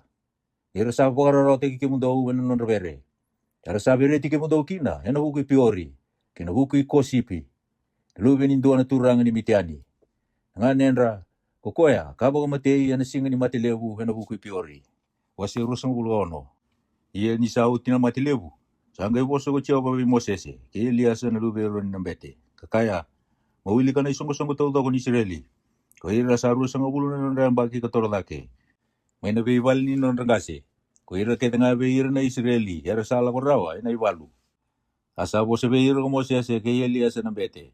Yan po nuwa tete lebu ni Moapi, machoritani. Kando no Jericho, kakaya. Kuira, sa rusang ulo na non rambaki, katorodake. May wakakawaro to ko Jehova, be Moses, kaya ira na Israeli. Kuira, kalakotani, may na po nuwa ko Ichipita. Kurupeni, o koya na ulo mo to Israeli. Kuira na lube Rupeni, o Enoke, nanon matanggali na lube Enoke. May Palu, nanon matanggali na lube Palu.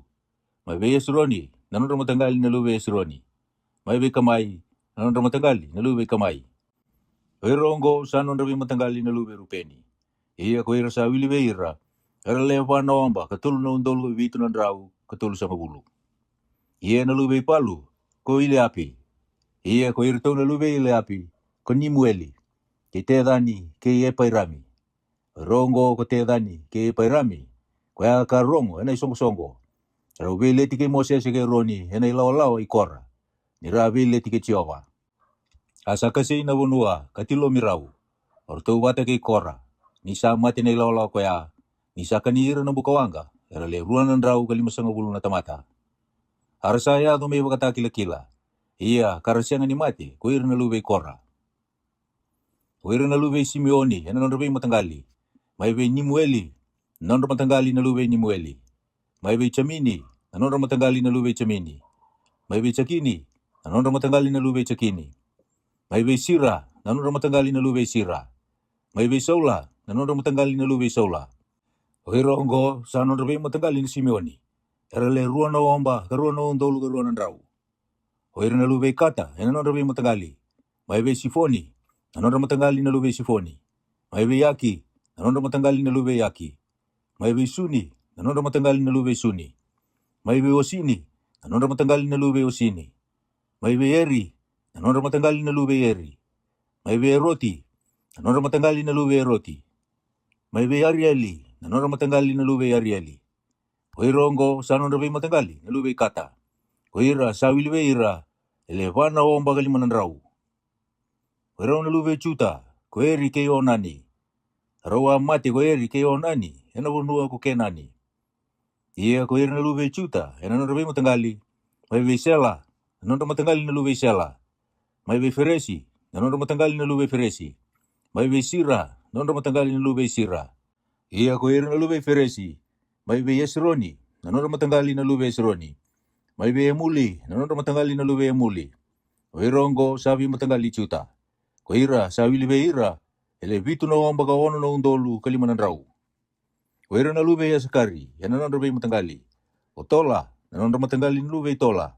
May Pua, nanon matanggali na lube Pua. May Chasupi, nanon matanggali na lube Chasupi. May Simeoni, nanon matanggali na lube Simeoni. Oirongo, sabi matanggali ya sakari.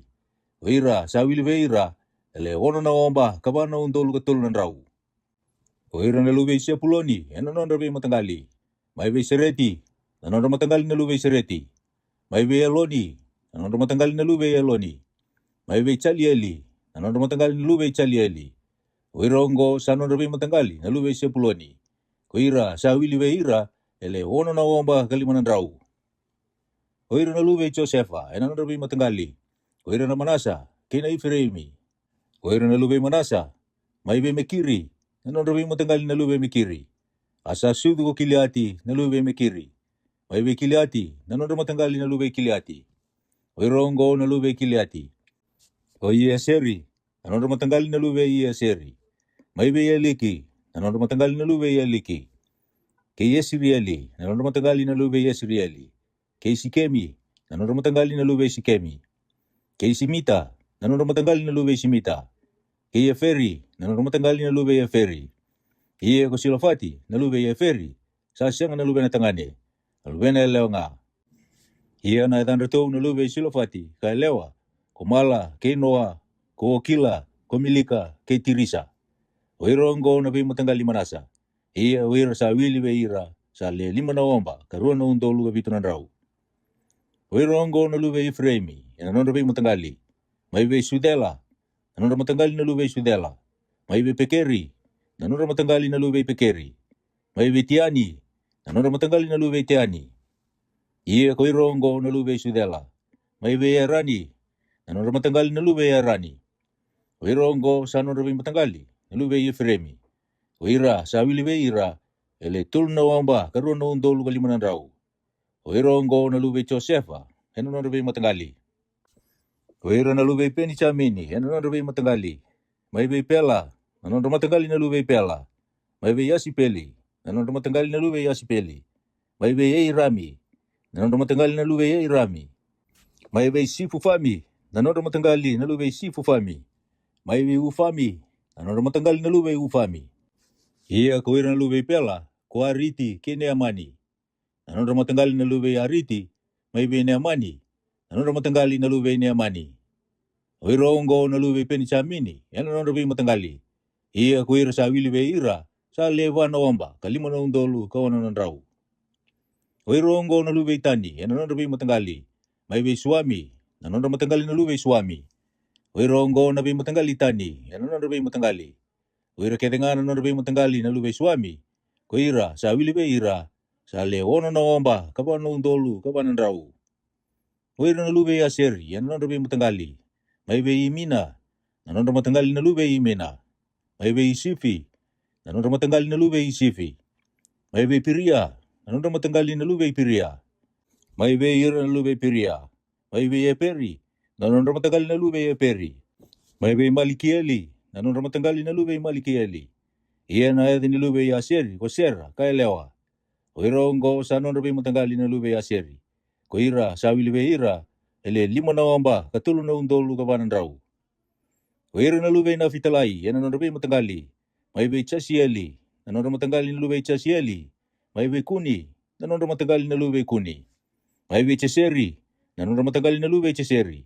Mai be Silemi, nanondo matanggali na lube Silemi. Wirongo sabi matanggali na Fitalai, nanondo be matanggali. Iya ko ira sa wili be ira, sa lewa na wamba, ka 5 na undolu ka 1 na rau. Wirongo ira sa wili be ira na Israeli. Sa lewa na 10 na wamba, ka 2 na undolu ka 7 na rau, ka 10 Asa ko sabi Moses ko Jehova, kakaya. Me botai na bonua be Wirongo me bota. Me baka na wili-wili ni adandra. Be ira lewa bunga, mo baka lebuta ka na non re bota. Kabe ira lewa lilai, mo baka lilita ka na non re bota. Ena botai be ira andua, me baka na ken re wili-wili andua. Iya, ena botai nga na bonua, ena baka wiri mandingi. Era na tau kena me baka na adini be matanggali, ino rangkase. Me baka sanggaraba, niya iya na baka wiri mandingi. Ena botai be ira andua na bota. Sera lewa bunga, sera lewa lilai. Iya ko Wirongo era sa wili be ira na liwai. Ena non rabi matanggali. Mai be Kersoni, nanon rabi matanggali na lube Kersoni. Mai be Koada, nanon rabi matanggali na lube Koada. Mai be Mirari, nanon rabi matanggali na lube Mirari. Wirongo na be matanggali liwai. Nanon rabi matanggali na lube Lipini. Nanon rabi matanggali na lube Yapironi. Nanon rabi matanggali na lube Mali. Nanon rabi matanggali na lube Musi. Nanon ramatangali naluvei korala. Asa sudu ko amirami naluvei koada. Ia na yada ni wati amirami ko choka pedi. Naluvei liwa ika lewa. O koya kasudu mai chipita. Asa bakasudu mi roni kei Mosese kei Miriama nanganen rau. Naluvei amirami. Asa sudu naluvei roni kone tapi kei epa u. Eliasa kei dama. Arausa mate kone tapi kei epa u. Iro adamboro na buka wangatani yana mate Jehova. Ia ko ira e ruili ve ira sa le rua na wamba katulu na undolu. Era tangane kede nga sa bulandua kale budake. Ira sa sianga ni wilibata ke ira na Israeli. Isa sianga ni butai ve ira na bota ke ira na Israeli. Sa wili ke ira ongo ko Mosese ke Eliasa na bete. Ko irau ka wili ke ira na Israeli may na bonua de lebu may moapi. Sa bole ka kinasoritani kandonu i Jericho. Ia sa sianga indo na tamata ve rongo. Rawa wili ka Mosese ke ron na bete.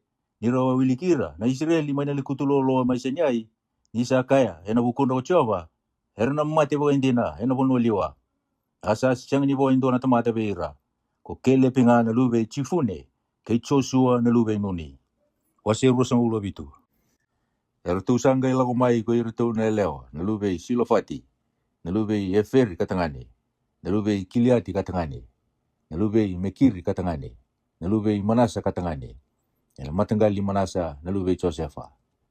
Iongo na tandutu na lube na lewa. O Mala, o Konoa, kei Okila, kei Milika, kei Tirisa. Haratau sa tu ena mate Mosese, ena mate Eliasa na bete, ena matandra na turanga, kei ira na isong-isong tau doko.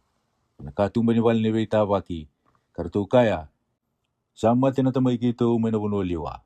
Kasi nga nitigo bate kei ira, era songo ni bata, me wala kei Jehova, na ilaw-law ay kora. Sa mate nga ina non ay wala-wala kasasya nga na lugar na tangani. Membuko di laibi na buko ni tawa, na yada itamay kito, may nanon na matanggali, ni sasya nga na lugar na tangani. Muni sulia nga bi kito na iwata-wata, ay nakenramaliwa na wekana, na tamay kito. Asa kau tanon rito bosa ko Mosese, melawa ko Jehova. Asa po sabi Mosese ko Jehova, kakaya, sandodono na non rito bosa ng wanelewa na lugar Silofati. Usulian din nga bi rito, hindi na iwata-wata, merito kena, ay nakenramaliwa na wekana na taman rito. Ia musilia beira tau na iwata-wata ni tamanda tau. Ia mabosa beira na Israeli, kakaya, wakasama tindo na tamata, kasasya na luben na tangani. Dongay sulia na na iwata-wata buwan na luben na elewa. Ia kaya wakasasya na luben na elewa, daw sulia nga na iwata-wata, beira na tuakana kinatadina. Ia kaya wakasasya na tuakana, senatadina, daw sulia na iwata-wata, beira na taman lalay. Ia kaya wakasasya na taman lalay, Dusulia no ne wata-wata, wana wekana, sa wekana dina, ena no matagali, bitau kena kokoya. Yongo sa akin ilesi-lesi, beira na Israeli, lewa baka akina, lewa ka bakarote bi Mosese ko Jehova. Asa ka bi Mosese ko Jehova, motambete na ulo ni bunuongo ko aparimi, kareida na bunua, kau sa sulia beira na Israeli. Ia ni ko sari dawati, konang gaito kita langa beira na kainomu, lewa ka tukia ni ko eroni, na tua kamu. Indro atalaindendre kina nunggu bunau. Maina bunolio sini. Indro sa siang di pakaroro tegi au. Maina wai. Yamatanda na isongo-songo. Nira sabi leti. Kaya na wai komiripa. May ketesa. Eno bunolio sini. Asabo sabi Jehova ko Mosese. Kakaya. Mele siya manda ko Jehova na kaluni alon na tamata kita nga. Doon na tamata. Mele waira na isongo-songo. Kamela ko boli na kenramaliwa. Meliu tagi ira ko koya. Nira duriani. Kaliu tagi ira. Nira sa durumai. Mereka kuah kini ni wakana sipi, sa siang na kenre watawa, ko ira na isong-song ko Jehova. Asa kabe Mosese ko Jehova, mukau ti Joshua na lube nuni, atamata sa tiko wana alo tambu, katambagi koya na lingamu. Kawagaturi koya na mata Elias na bete, kini matanda na isong-song ko taudoko, kawagaruti koya na matanda.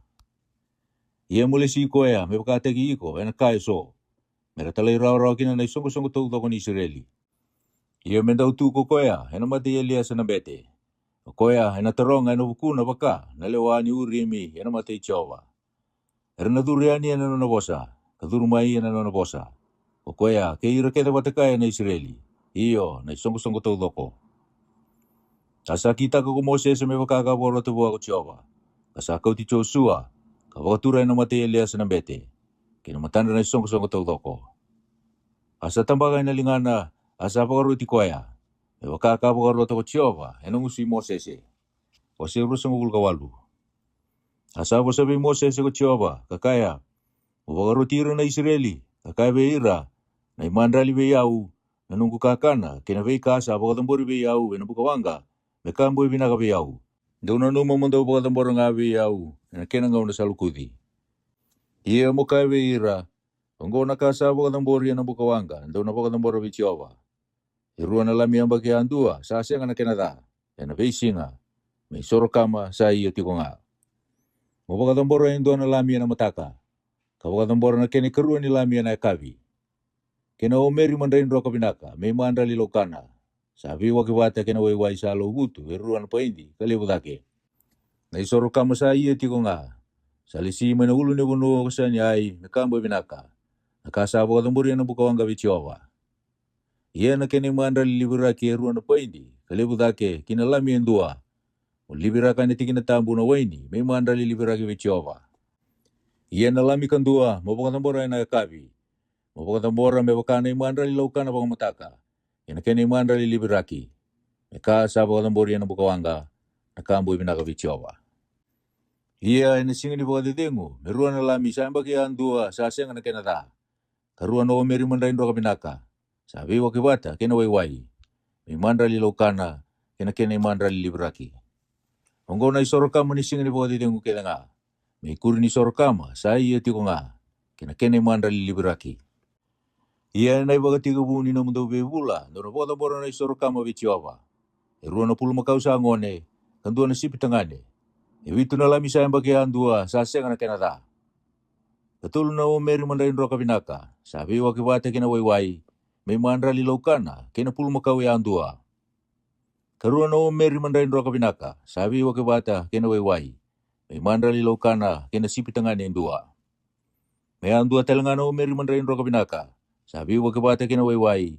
May mandali laukana. Kena lami andua. Kuya na isorokama. May kambo binaka. May kasabo katambori na bukawanga be Jehova. Ia na kenre mandali libiraki. May waini lima na paindi. Kina pulu makau. Katulu na paindi kalibudake. Kina sipitangane. Karua na paindi kalibudake. Kina lami. Ngo na isorokama. Ena pula andua. Ena mbaki tau doko. Kandua na lumini may isoro ni walapalada. May pakatambori be Jehova. Kena mandali libiraki. May kuri ni isorokama. Sa iya tiko nga. Ia ina ikatina kapani singa ni matay ni pula. Meza kana kanapata nila ko sibi ay Jehova. Ia ina kena ikatina kalima ni singa ni pulongo. May iya na kanapata. Melaw kana ina singa bitu na mandray sa singa ni bakalebe ni taki. Indo na isongko tambu ina matay ni singa. Tukaku ni takabakina indo na takataka bakaburubura. Ia ndo pakatamboro na kain ng bukawanga. May sorokama be Jehova. Irua na pulu makau sa ngone. Kandua na sipitangane. Kabitu na lami sa mbaki andua. Pero nomundo ka siyang na kenada.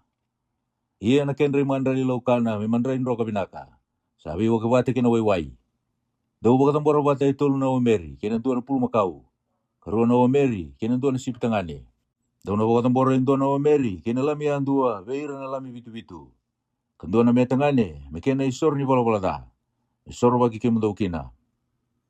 Daw pakatambora na bikaongo, may kuri ni sorokama pagmataka.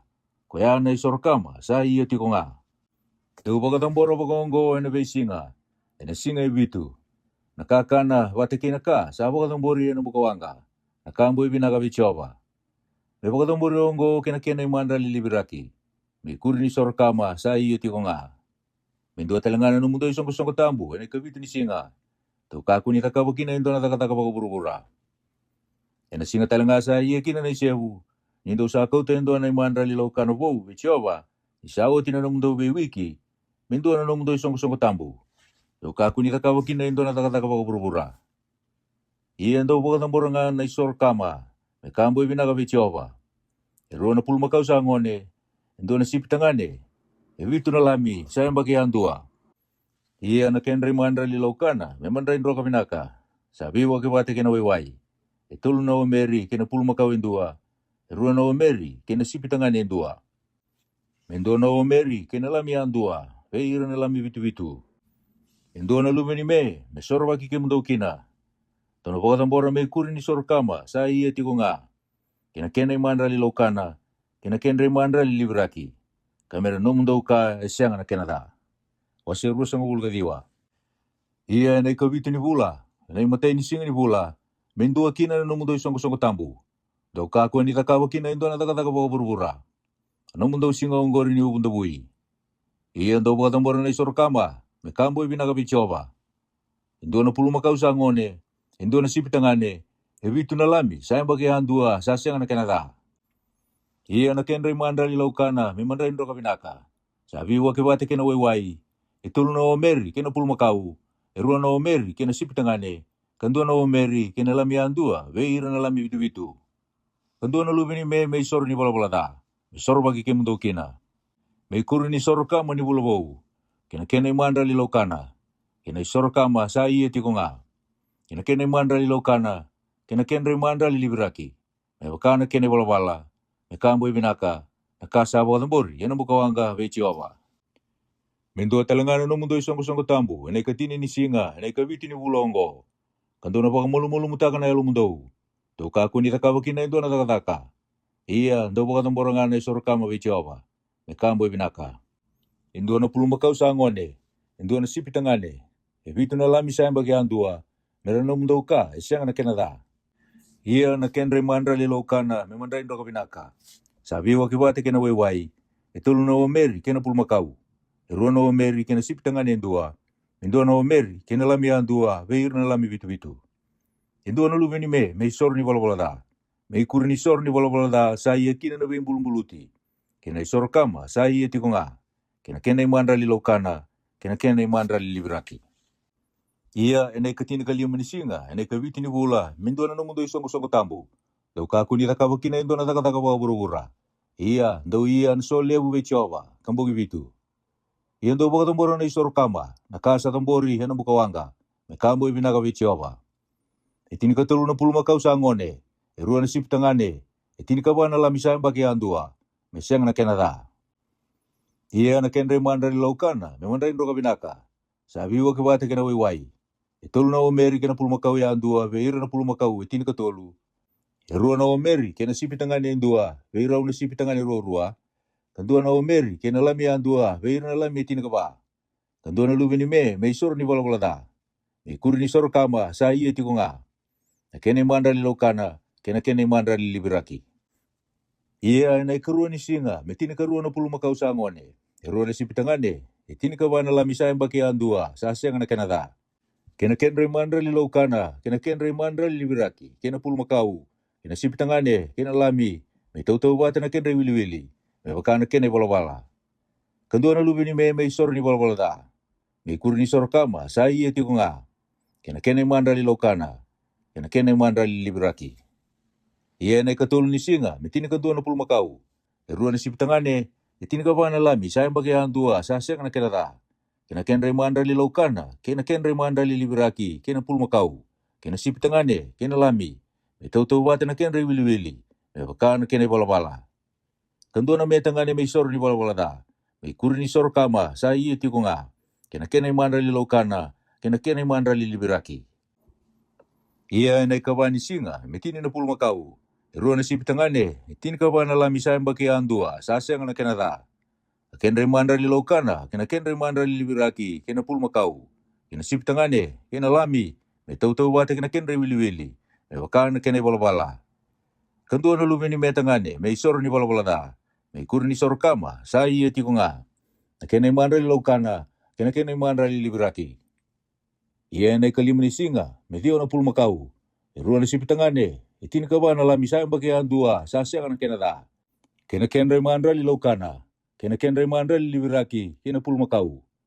Kena sipitangane, kena lami, me tau bata kena wili-wili, me wakana kena bola-bola. Kandua na me tangane, me isor ni bola-bola da, me kuri ni sor kama, sa iya tikonga. Kena mandra li laukana, kena mandra li libiraki. Ia na kawono ni singa, me walu na puluma kau. Erua na sipitangane, etini kaba na lami sayang bagi andua, sa siang na Canada.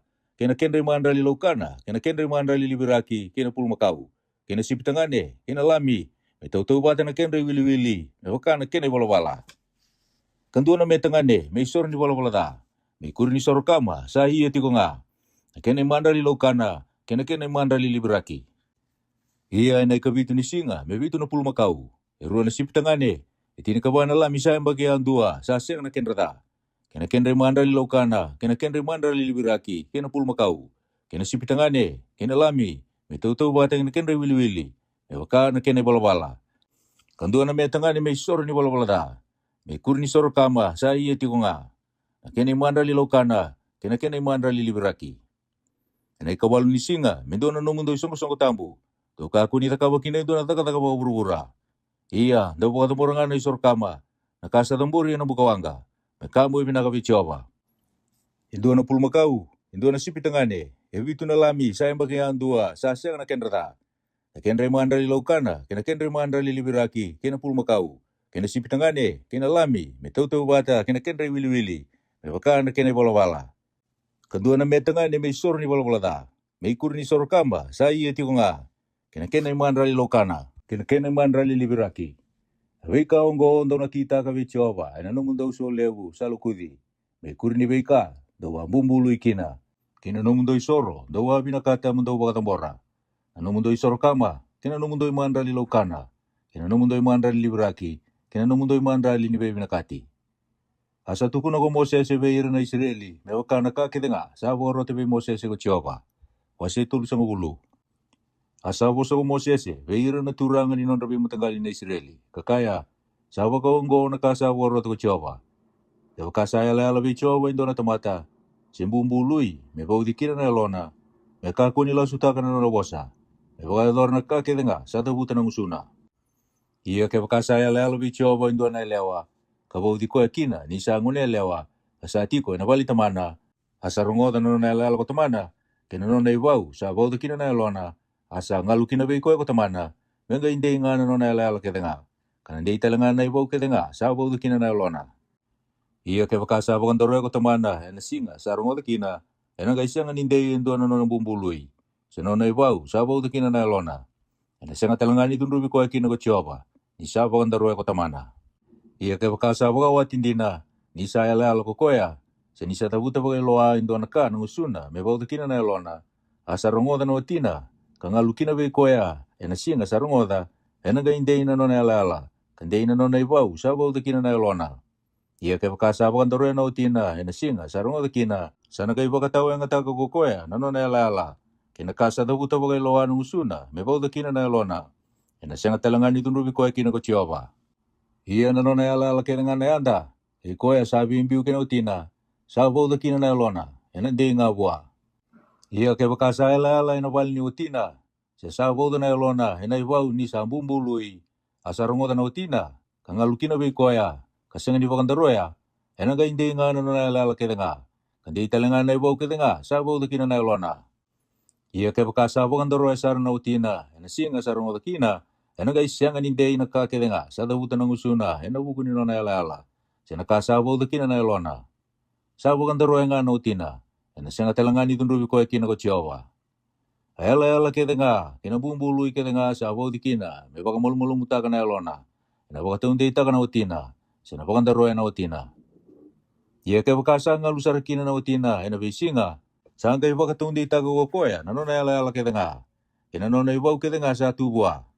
Sa wakatundei taka kokoya. Isa ngalu bua ena singa karungoda. Ia ke wakasa rungoda manda kasaba kandaro esa remuri. Ena gai tunrubi kokoya. Ena hukuni nona thala na elewa.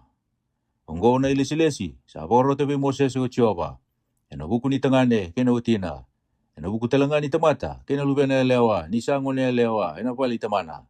Wasi tulis ng ulong dua. Asa wasabi Moses ko Jehova. Kakaya. Udunruba kira na Israeli. Beira na kay Mitiani. Sauti, kono kay tuki ani beira na kay nomu.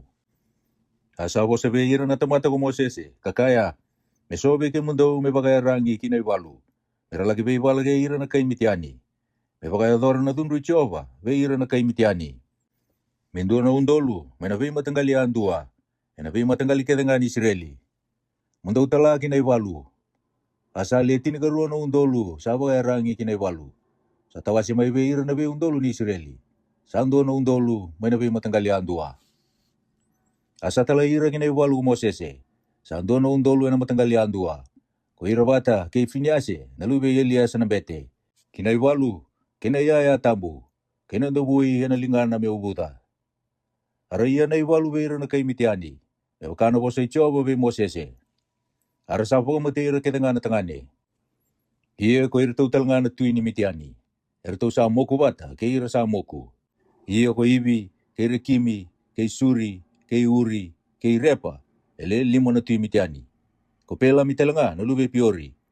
Ira sapo matea, ena isele wau. Ia ira sapo mumbula tagira na elewa ni mitiani, ko ira na Israeli, kena non lalai. Kara satu kitaka, na non pulu makau ke tenga. Kena non manu ke tenga, kena non iau ke tenga. Ara sapo kama na non kor ke tenga, ira tiko kina, kena non balik ke tenga ni walu. Ara satu rana iau ke tenga, kena ka ke tenga ira to kitaka, na tamata kena manu. Ara sa kau ti ira na bombula, kena ka ira satu kitaka, kena iau, kibe Mosese, ke Elias na bete, kibe ira na songo ni Israeli. Kena itiko-tiko, ena punua de lebu mai Moabi, sa boleh ka kina soritani, kando nui Jericho. Ara sala ko yani kina imbili ni tiko-tiko, metaba gira, o Mosese, ke Elias na bete, kena turanga ke tenga ni songo. Asa dunru Mosese beira na turanga ni walu, era turanga ni undolu, ke turanga ni andrau, era sala ko mai na walu. Asa ka beira Mosese, dausa po kambula ira ke tenga li na elewa, raida, oirongo, ena bose pelami, era sa po kabuna na non rebala da Jehova, ko ira na Israeli, ena hukui piori, kasandu akina na matilevu, beira na songo Jehova. Iongo, mendo po kamatia ke tenga nungan tengane, beira na lalai, kapong matia na elewa ke tenga, era bedobi kena tengane. Ia nungan elewa ke tenga, era sasyang ni bedobi kena tengane, do po kambula minum do. Ia ndo tiko ngai na imbil ni tiko, kapong ibitu. Ira ke tenga, ira sabong matia dua, ke ira ke tenga, satara dua sa moku. Do baka sabate kikim do, kina num do bombula. Kena ikatul ni singa, kena ikavitu ni singa. Kabaka sabata kana isulu ke tenga, kena ka ke tenga sada kana kuli manu. Kena ka ke tenga sada kana hutikani me. Kena ka ke tenga sada kana kau. Asa ka ko Elias na bete beira na tamate walu, era lago kina walu. Ongona ka salisi, ena bunau, sabo ka roto ko chio be Mosese. Akaulanga, kena siliva, na parasa, na ironi, na tine, kena uma. Aka ke tenga sa sianga ni abu, ena bukawanga. Dombiu tengah kilom ni bukawanga, ena kai saba. Ia me baka saba tekinga, ena wai, sasawai koya, satawase. Ia na ka ke tenga sa ya burawa ena bukawanga, dombiu ta kilom ni wai. Ia mo do sabata na mundo isulu, ena kena kavitu ni singa. Dono kai saba. Ia, dono kai lagu mai kina itiko-tiko. Asa ko sabi Moses ko Jehova, kakaya, mo kata na vika na itoki, satu kitaki. Na tamata, kina manu, ko iki mundo, ke Elias na bete, ke ira sa turang gasibe ira na songo. Ia mo ose rua na itoki, indua na nonro wase herambole na iwalu, kalako kina iwalu, kandua na nonro wase na songo ke denga. Kalisia na ibogata-bata mina Jehova, menonra itabi na tamata iwalu, kalako kina iwalu. Indua mai be ira na le 5 na rau, na tamata, kena pulmakau, kena asa, kena sipi. Mundo toro mai na kena wase, sa nonra. Kasulia be Elias na bete, may manra lia labi ti be Jehova. Ia may na wase sa nonra na Israeli, makauta yung dua may be ira le 5 May be ira na tamata, may na pulmakau, may na asa, kinangkel ni sipi. May na matanggal manu kaya nga, kasulia be ira na libay. Era sanggar rabo na takatakan di wali Jehova.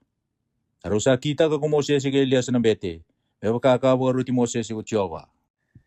Ia na itoki ni walu sabo may na itoki, era rawata, kuira na mate walu, sao na sanga bulu kavitu na wamba, 5 na undol na sipi. Kavitu na wamba, 2 na undol na pulmakau. Kawana na wamba, 2 na undol na asa.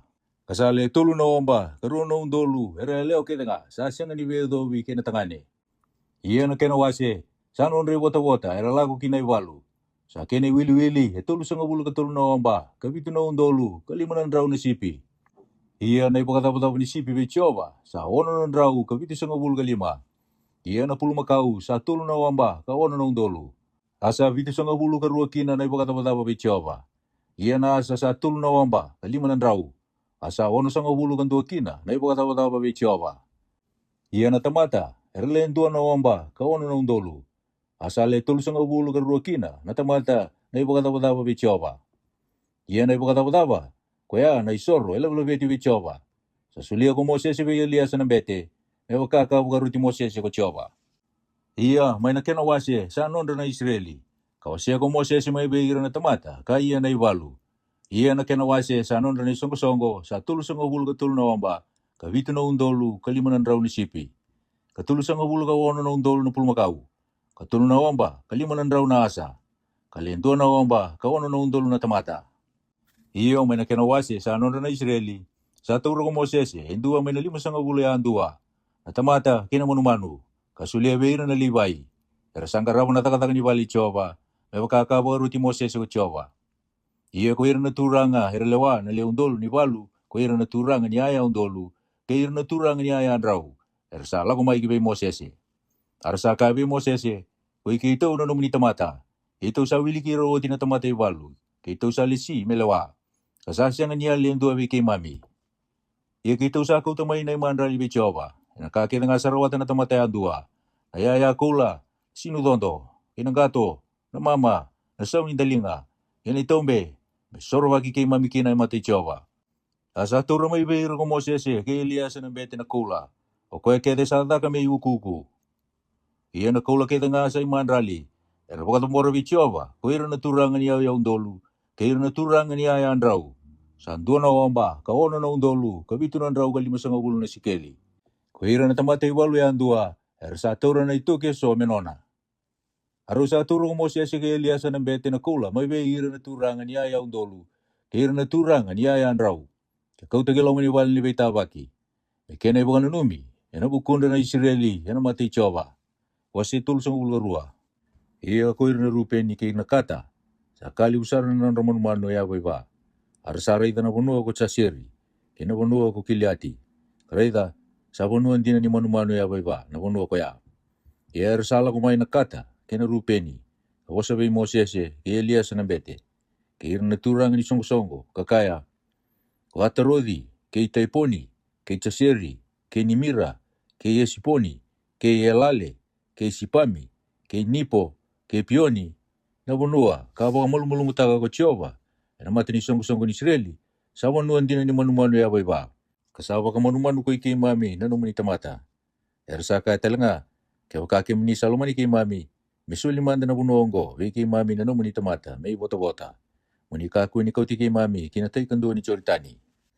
Kasa ka kung Moses vivero na kata kina rupeni, merala ko li kinaiwalo na kamuni tiko nga ke ko ikimuni.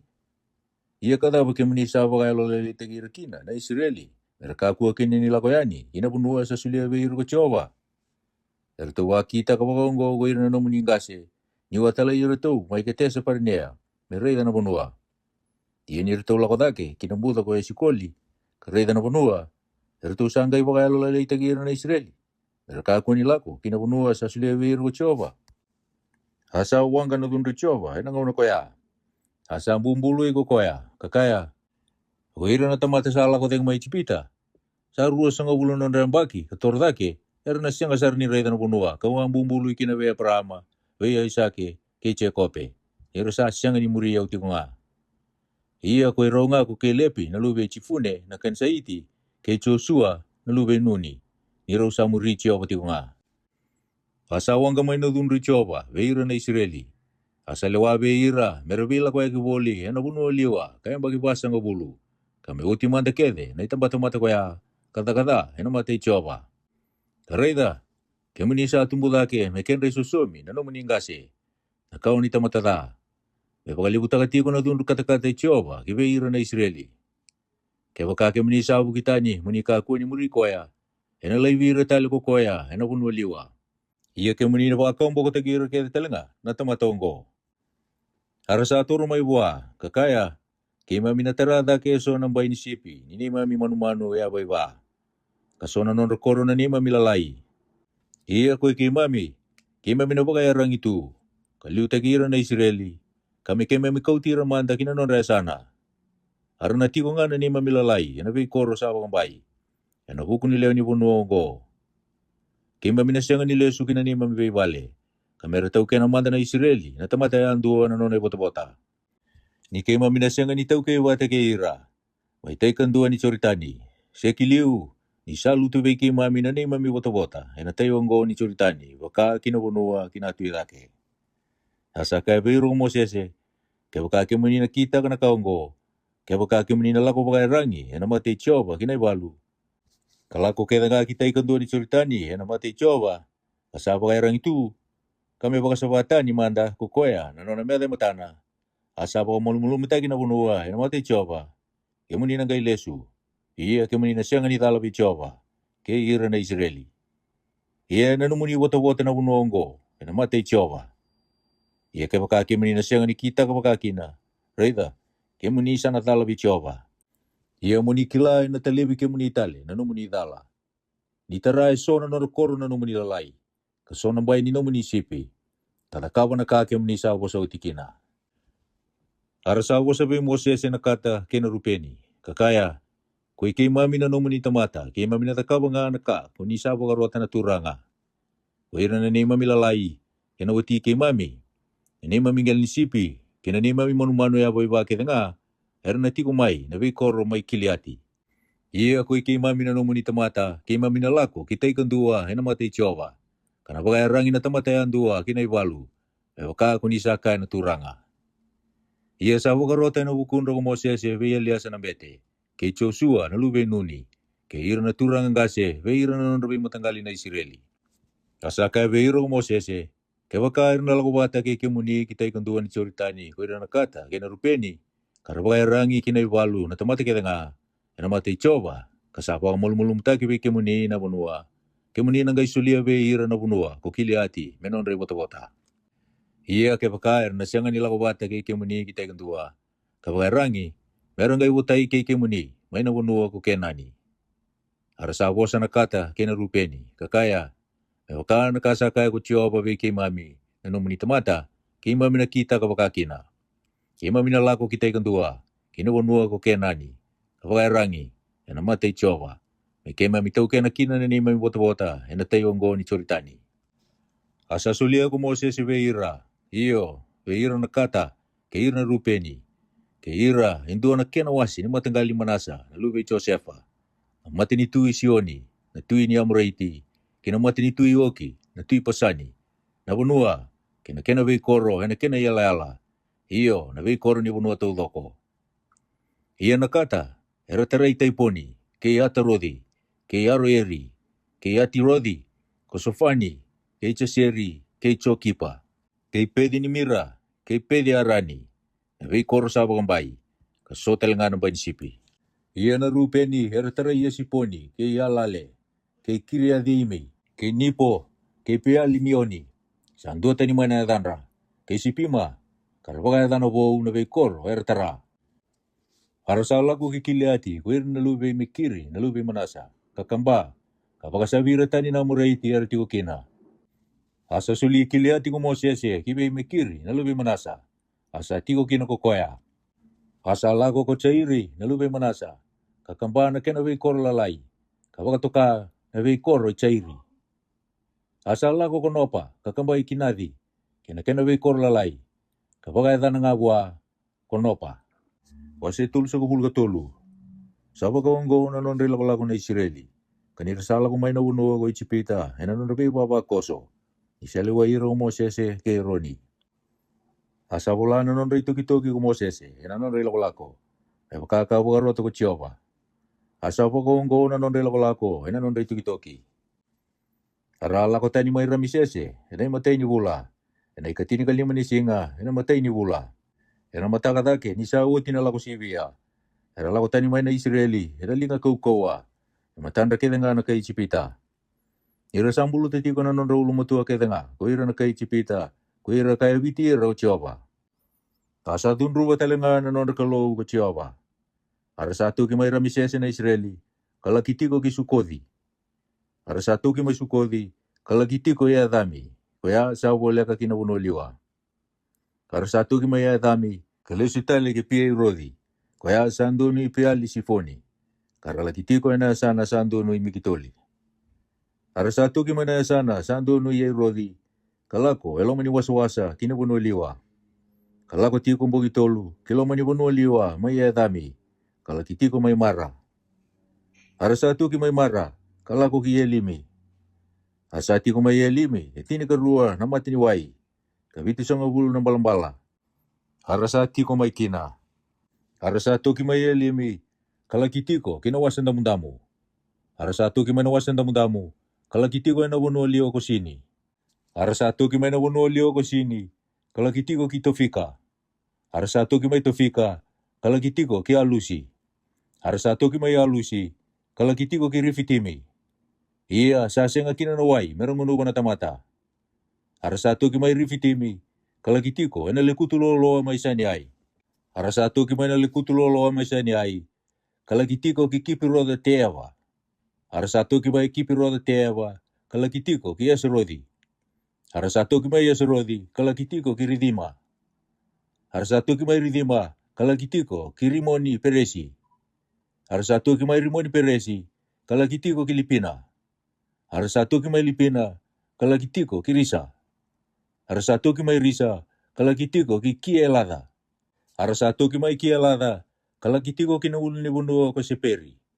Arasatu ki mai na ulu ni bunua ko seperi, kalakitiko ki arata. Arasatu ki mai arata, kalakitiko ki makelodi. Arasatu ki mai makelodi, kalakitiko ki teadi. Arasatu ki mai teadi, kalakitiko ki tara. Arasatu ki mai tara, kalakitiko ki midika. Arasatu ki mai midika, kalakitiko ki asimona. Arasatu ki mai asimona, kalakitiko ki moserodi. Arasatu ki mai moserodi, kalakitiko ki pinei e kani. Arasatu ki mai pinei e kani, kalakitiko ki ori aki tikati.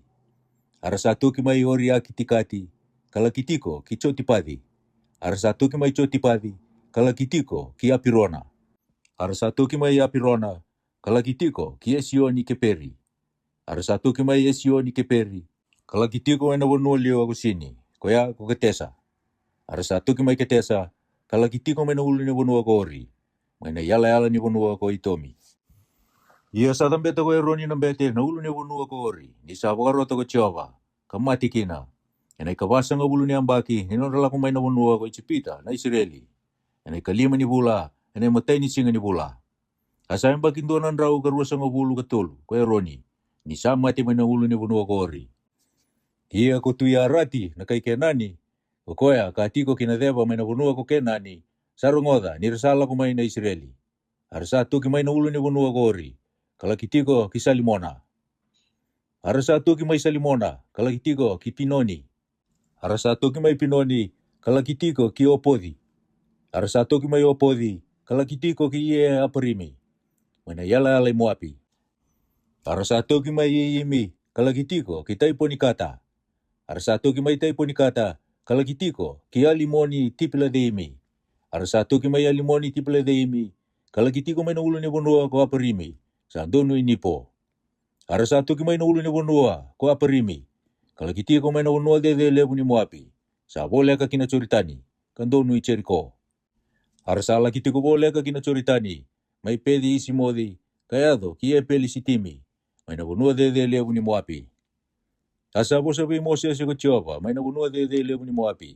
Sa boleh ka kina choritani, kandonu icheriko. Kakaya, mo bo sabi ira na Israeli, kakaya be ira. Indau sanggal ko sa na choritani mo daw butu kana wonua ko kenani. Daw nang gay baka sabi ira tani keda nga, matamu daw na leo ni wonua ko ya. Kapag utian na nora matakaw di uti keda nga. Kapag utian na nora bay matakaw pagaw ay lalataki. Kapag rusahan na nora bay tikina dedere. Iyan daw na tau kena na wonua ko ya. Katiko kina. Ni sa sulia bay kimu daw na wonua mo daw tau kena. Iyan daw na botang na wonua, ero baka wir mendingi. Kinanu mo daw bay matanggali. Beira ira leo bunga, daw baka libutakan ay bota-bota. Iya beira ira leo laylay. Daw baka laylay takasombo na ay bota-bota. Sana tau kena na tamatayan dua na tikina, sanggarawa, ena baka wir mendingi. Daw na tau kena, may baka na non rabi matanggali na mundong gasi. Iya kay baka daw sa ambes, hindi baka sa virtani, matamundo na leo ni bunua. Kuira, daw sa alay vira, mertiko. Era nang gay baka na boto ni kau, ena matamundo. Kinakau boto-botoa, ena sari-sari mundo. Karena para raw tagi kimundo, ena bunua daw sa tiku kina. Iya kau nakita ka ke mundo may baka, kau nakita, may kita ka ira. Wasi tul sang ulova.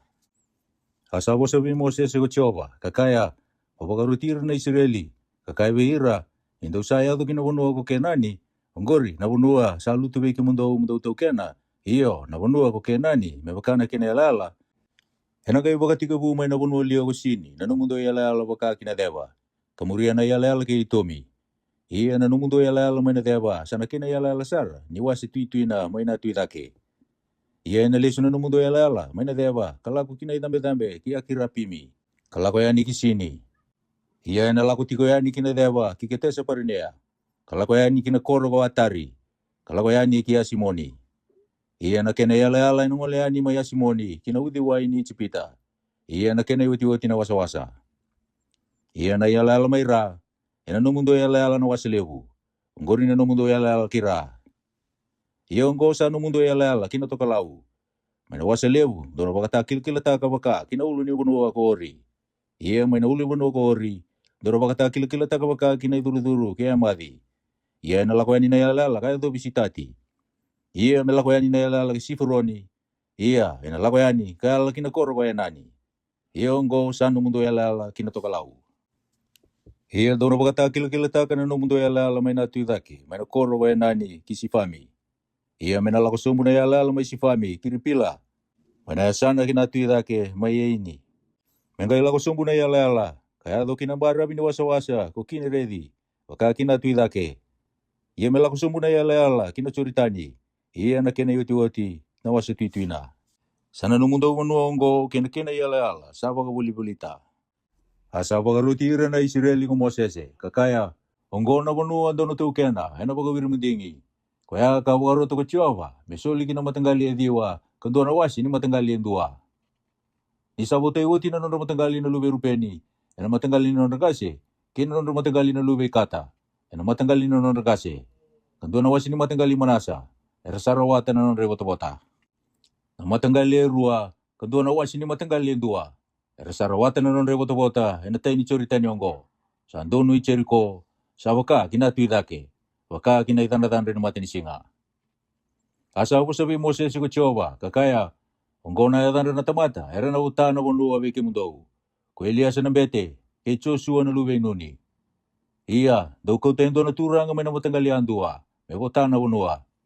Iya ongo na yatanda na tamata, may na matanggali Juda, ko kay Lepi na luwe Chifune.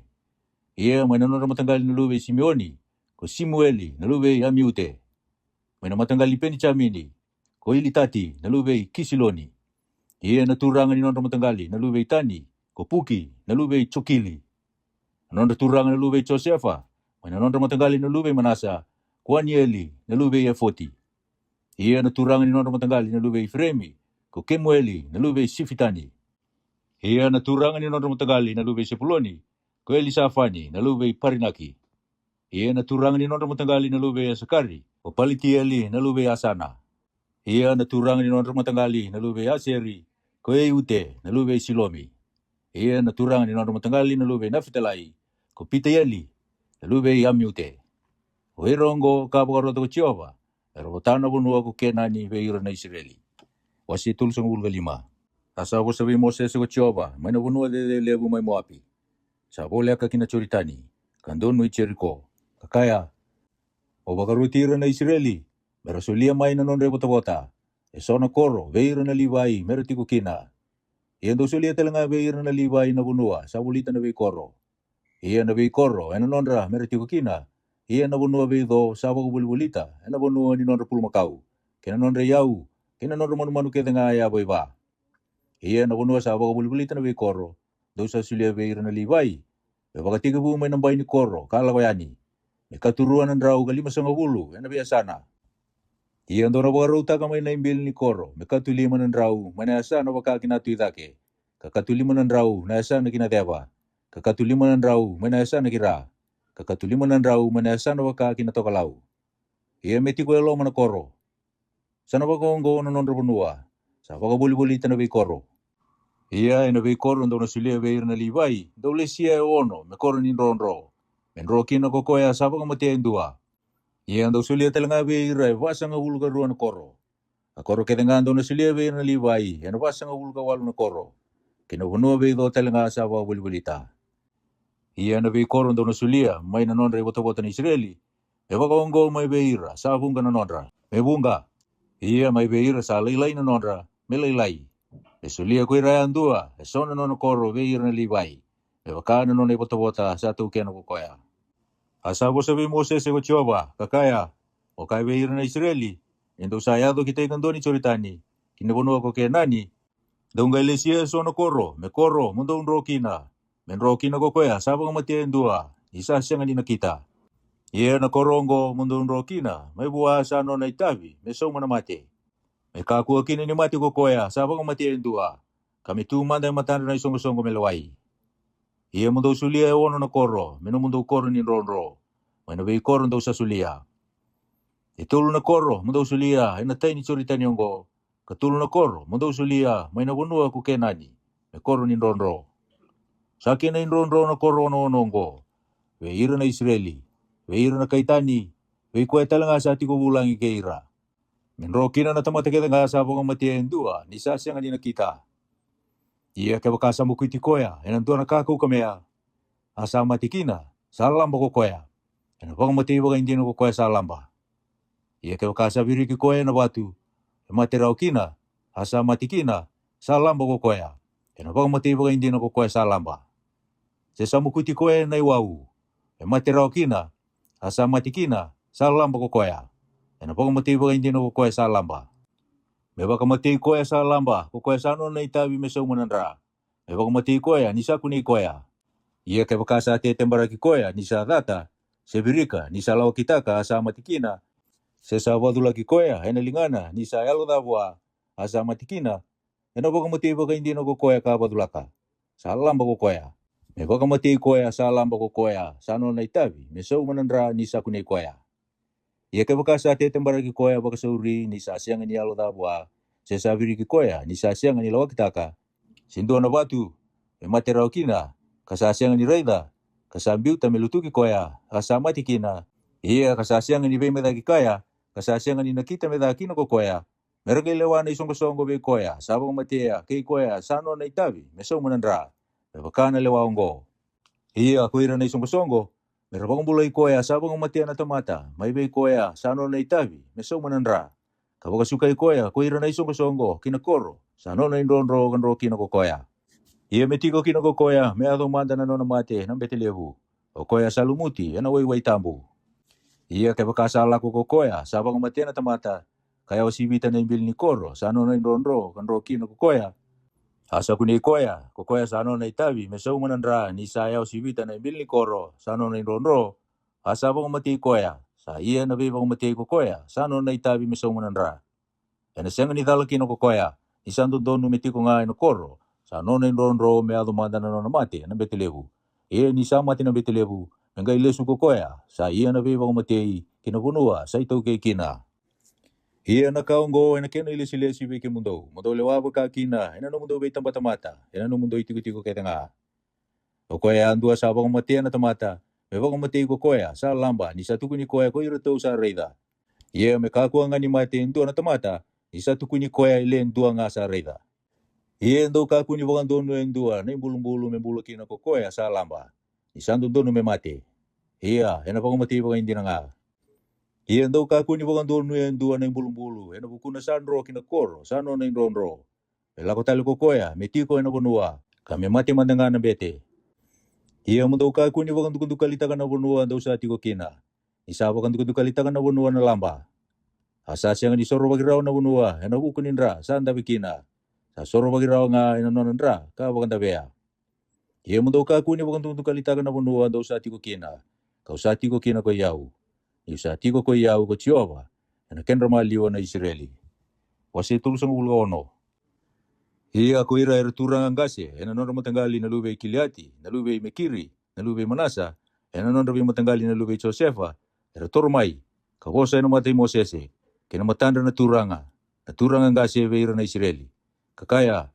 Sa pagaroto ko Jehova be ko na turanga mosulia na bonua. Ena pagawir mandingi. Naratau kena na Israeli. Hasawa roto ko Jehova be ko naturanga mosulia na ibota-bota isilofati. Nawe kay kima mi kibe irto na lubena elewa. Ia ke pakair to sa pagawati kena tangane ena matangalitani be na Israeli. Ena kay kau na nondo to ibota-bota. May na ibota-bota ni nema mingase. Kakau kina ibota-bota ni matanggali irto pagawati kina. Ia, ena kautani kina mai na bota kima misata ukena. Ia ni na yado na nonda chupeli na Israeli. Ena ga ikau na nonda teu bota. Kena bota ni matanggali, era teu wati kina. Ia ena kautani na nonda teu bota. Mai na bota ni matanggali ni nema mingase. Asabo arutiro na Israeli ko Moses me bukano bosa Jehova. Kakaya santuntuno na bosa ni nonda matanggali na lube Josefa. Ongo na kasabo aroto ko Jehova. Ena bukunda teu ngone leo na lube Silofati. Kabaka mertu wati kaya nga na tamata ertu binakata. Ia kinandua na bubali ni matanggali nga ni nonda teu ngase. Mertu na wati kina. Mesenga kina ni wiko ya kina nonda bota na Israeli. Mana matanggali endua kina matanggali tani. Ia meretoro bagan dua ko iro na Israeli andua na bota ni matanggali ni nonda ngase. Ia na elewa ya andua sai tau ke ni dua na bota. Ena dua na nonda matanggali na Israeli. Me wati kina dua na bubali. Ena matanggali ni nonda ngase. Me tau ke na tiko na tamata ya andua be iro na Israeli na bota ni nonda ngase. Ia me kako ni wiko ya kina bota. Mana dua na matanggali kina dua na matanggali tani. Ia meretoro bagan dua ko iro na be matanggali ke tengah ni Israeli. Na nonda bota ya andua. Ertu sa kita kana ngone leo na lube Silofati me baka, kabo karota be Moses ko Jehova. Ertu sa bogawati ke na lube ni taman lalai. Komala, ko Tirisa, ke Okila, ke Milika, ke Noa, na lube Silofati ertu elewa. Ertu sa bogawati na nonda be matanggali na lube Manasa, na lube Josefa. Asa to kanga na nonda tu bota. Na busa ni matanggali na nonda tu ngase. Ongo na ibogaro ke na lewa. Sa bogarota ko Jehova, be iro na Israeli, anang usi Moses e. Waina wanua lele ni Moapi. Sa boleka kina choritani, kandono i Jericho. Emeni.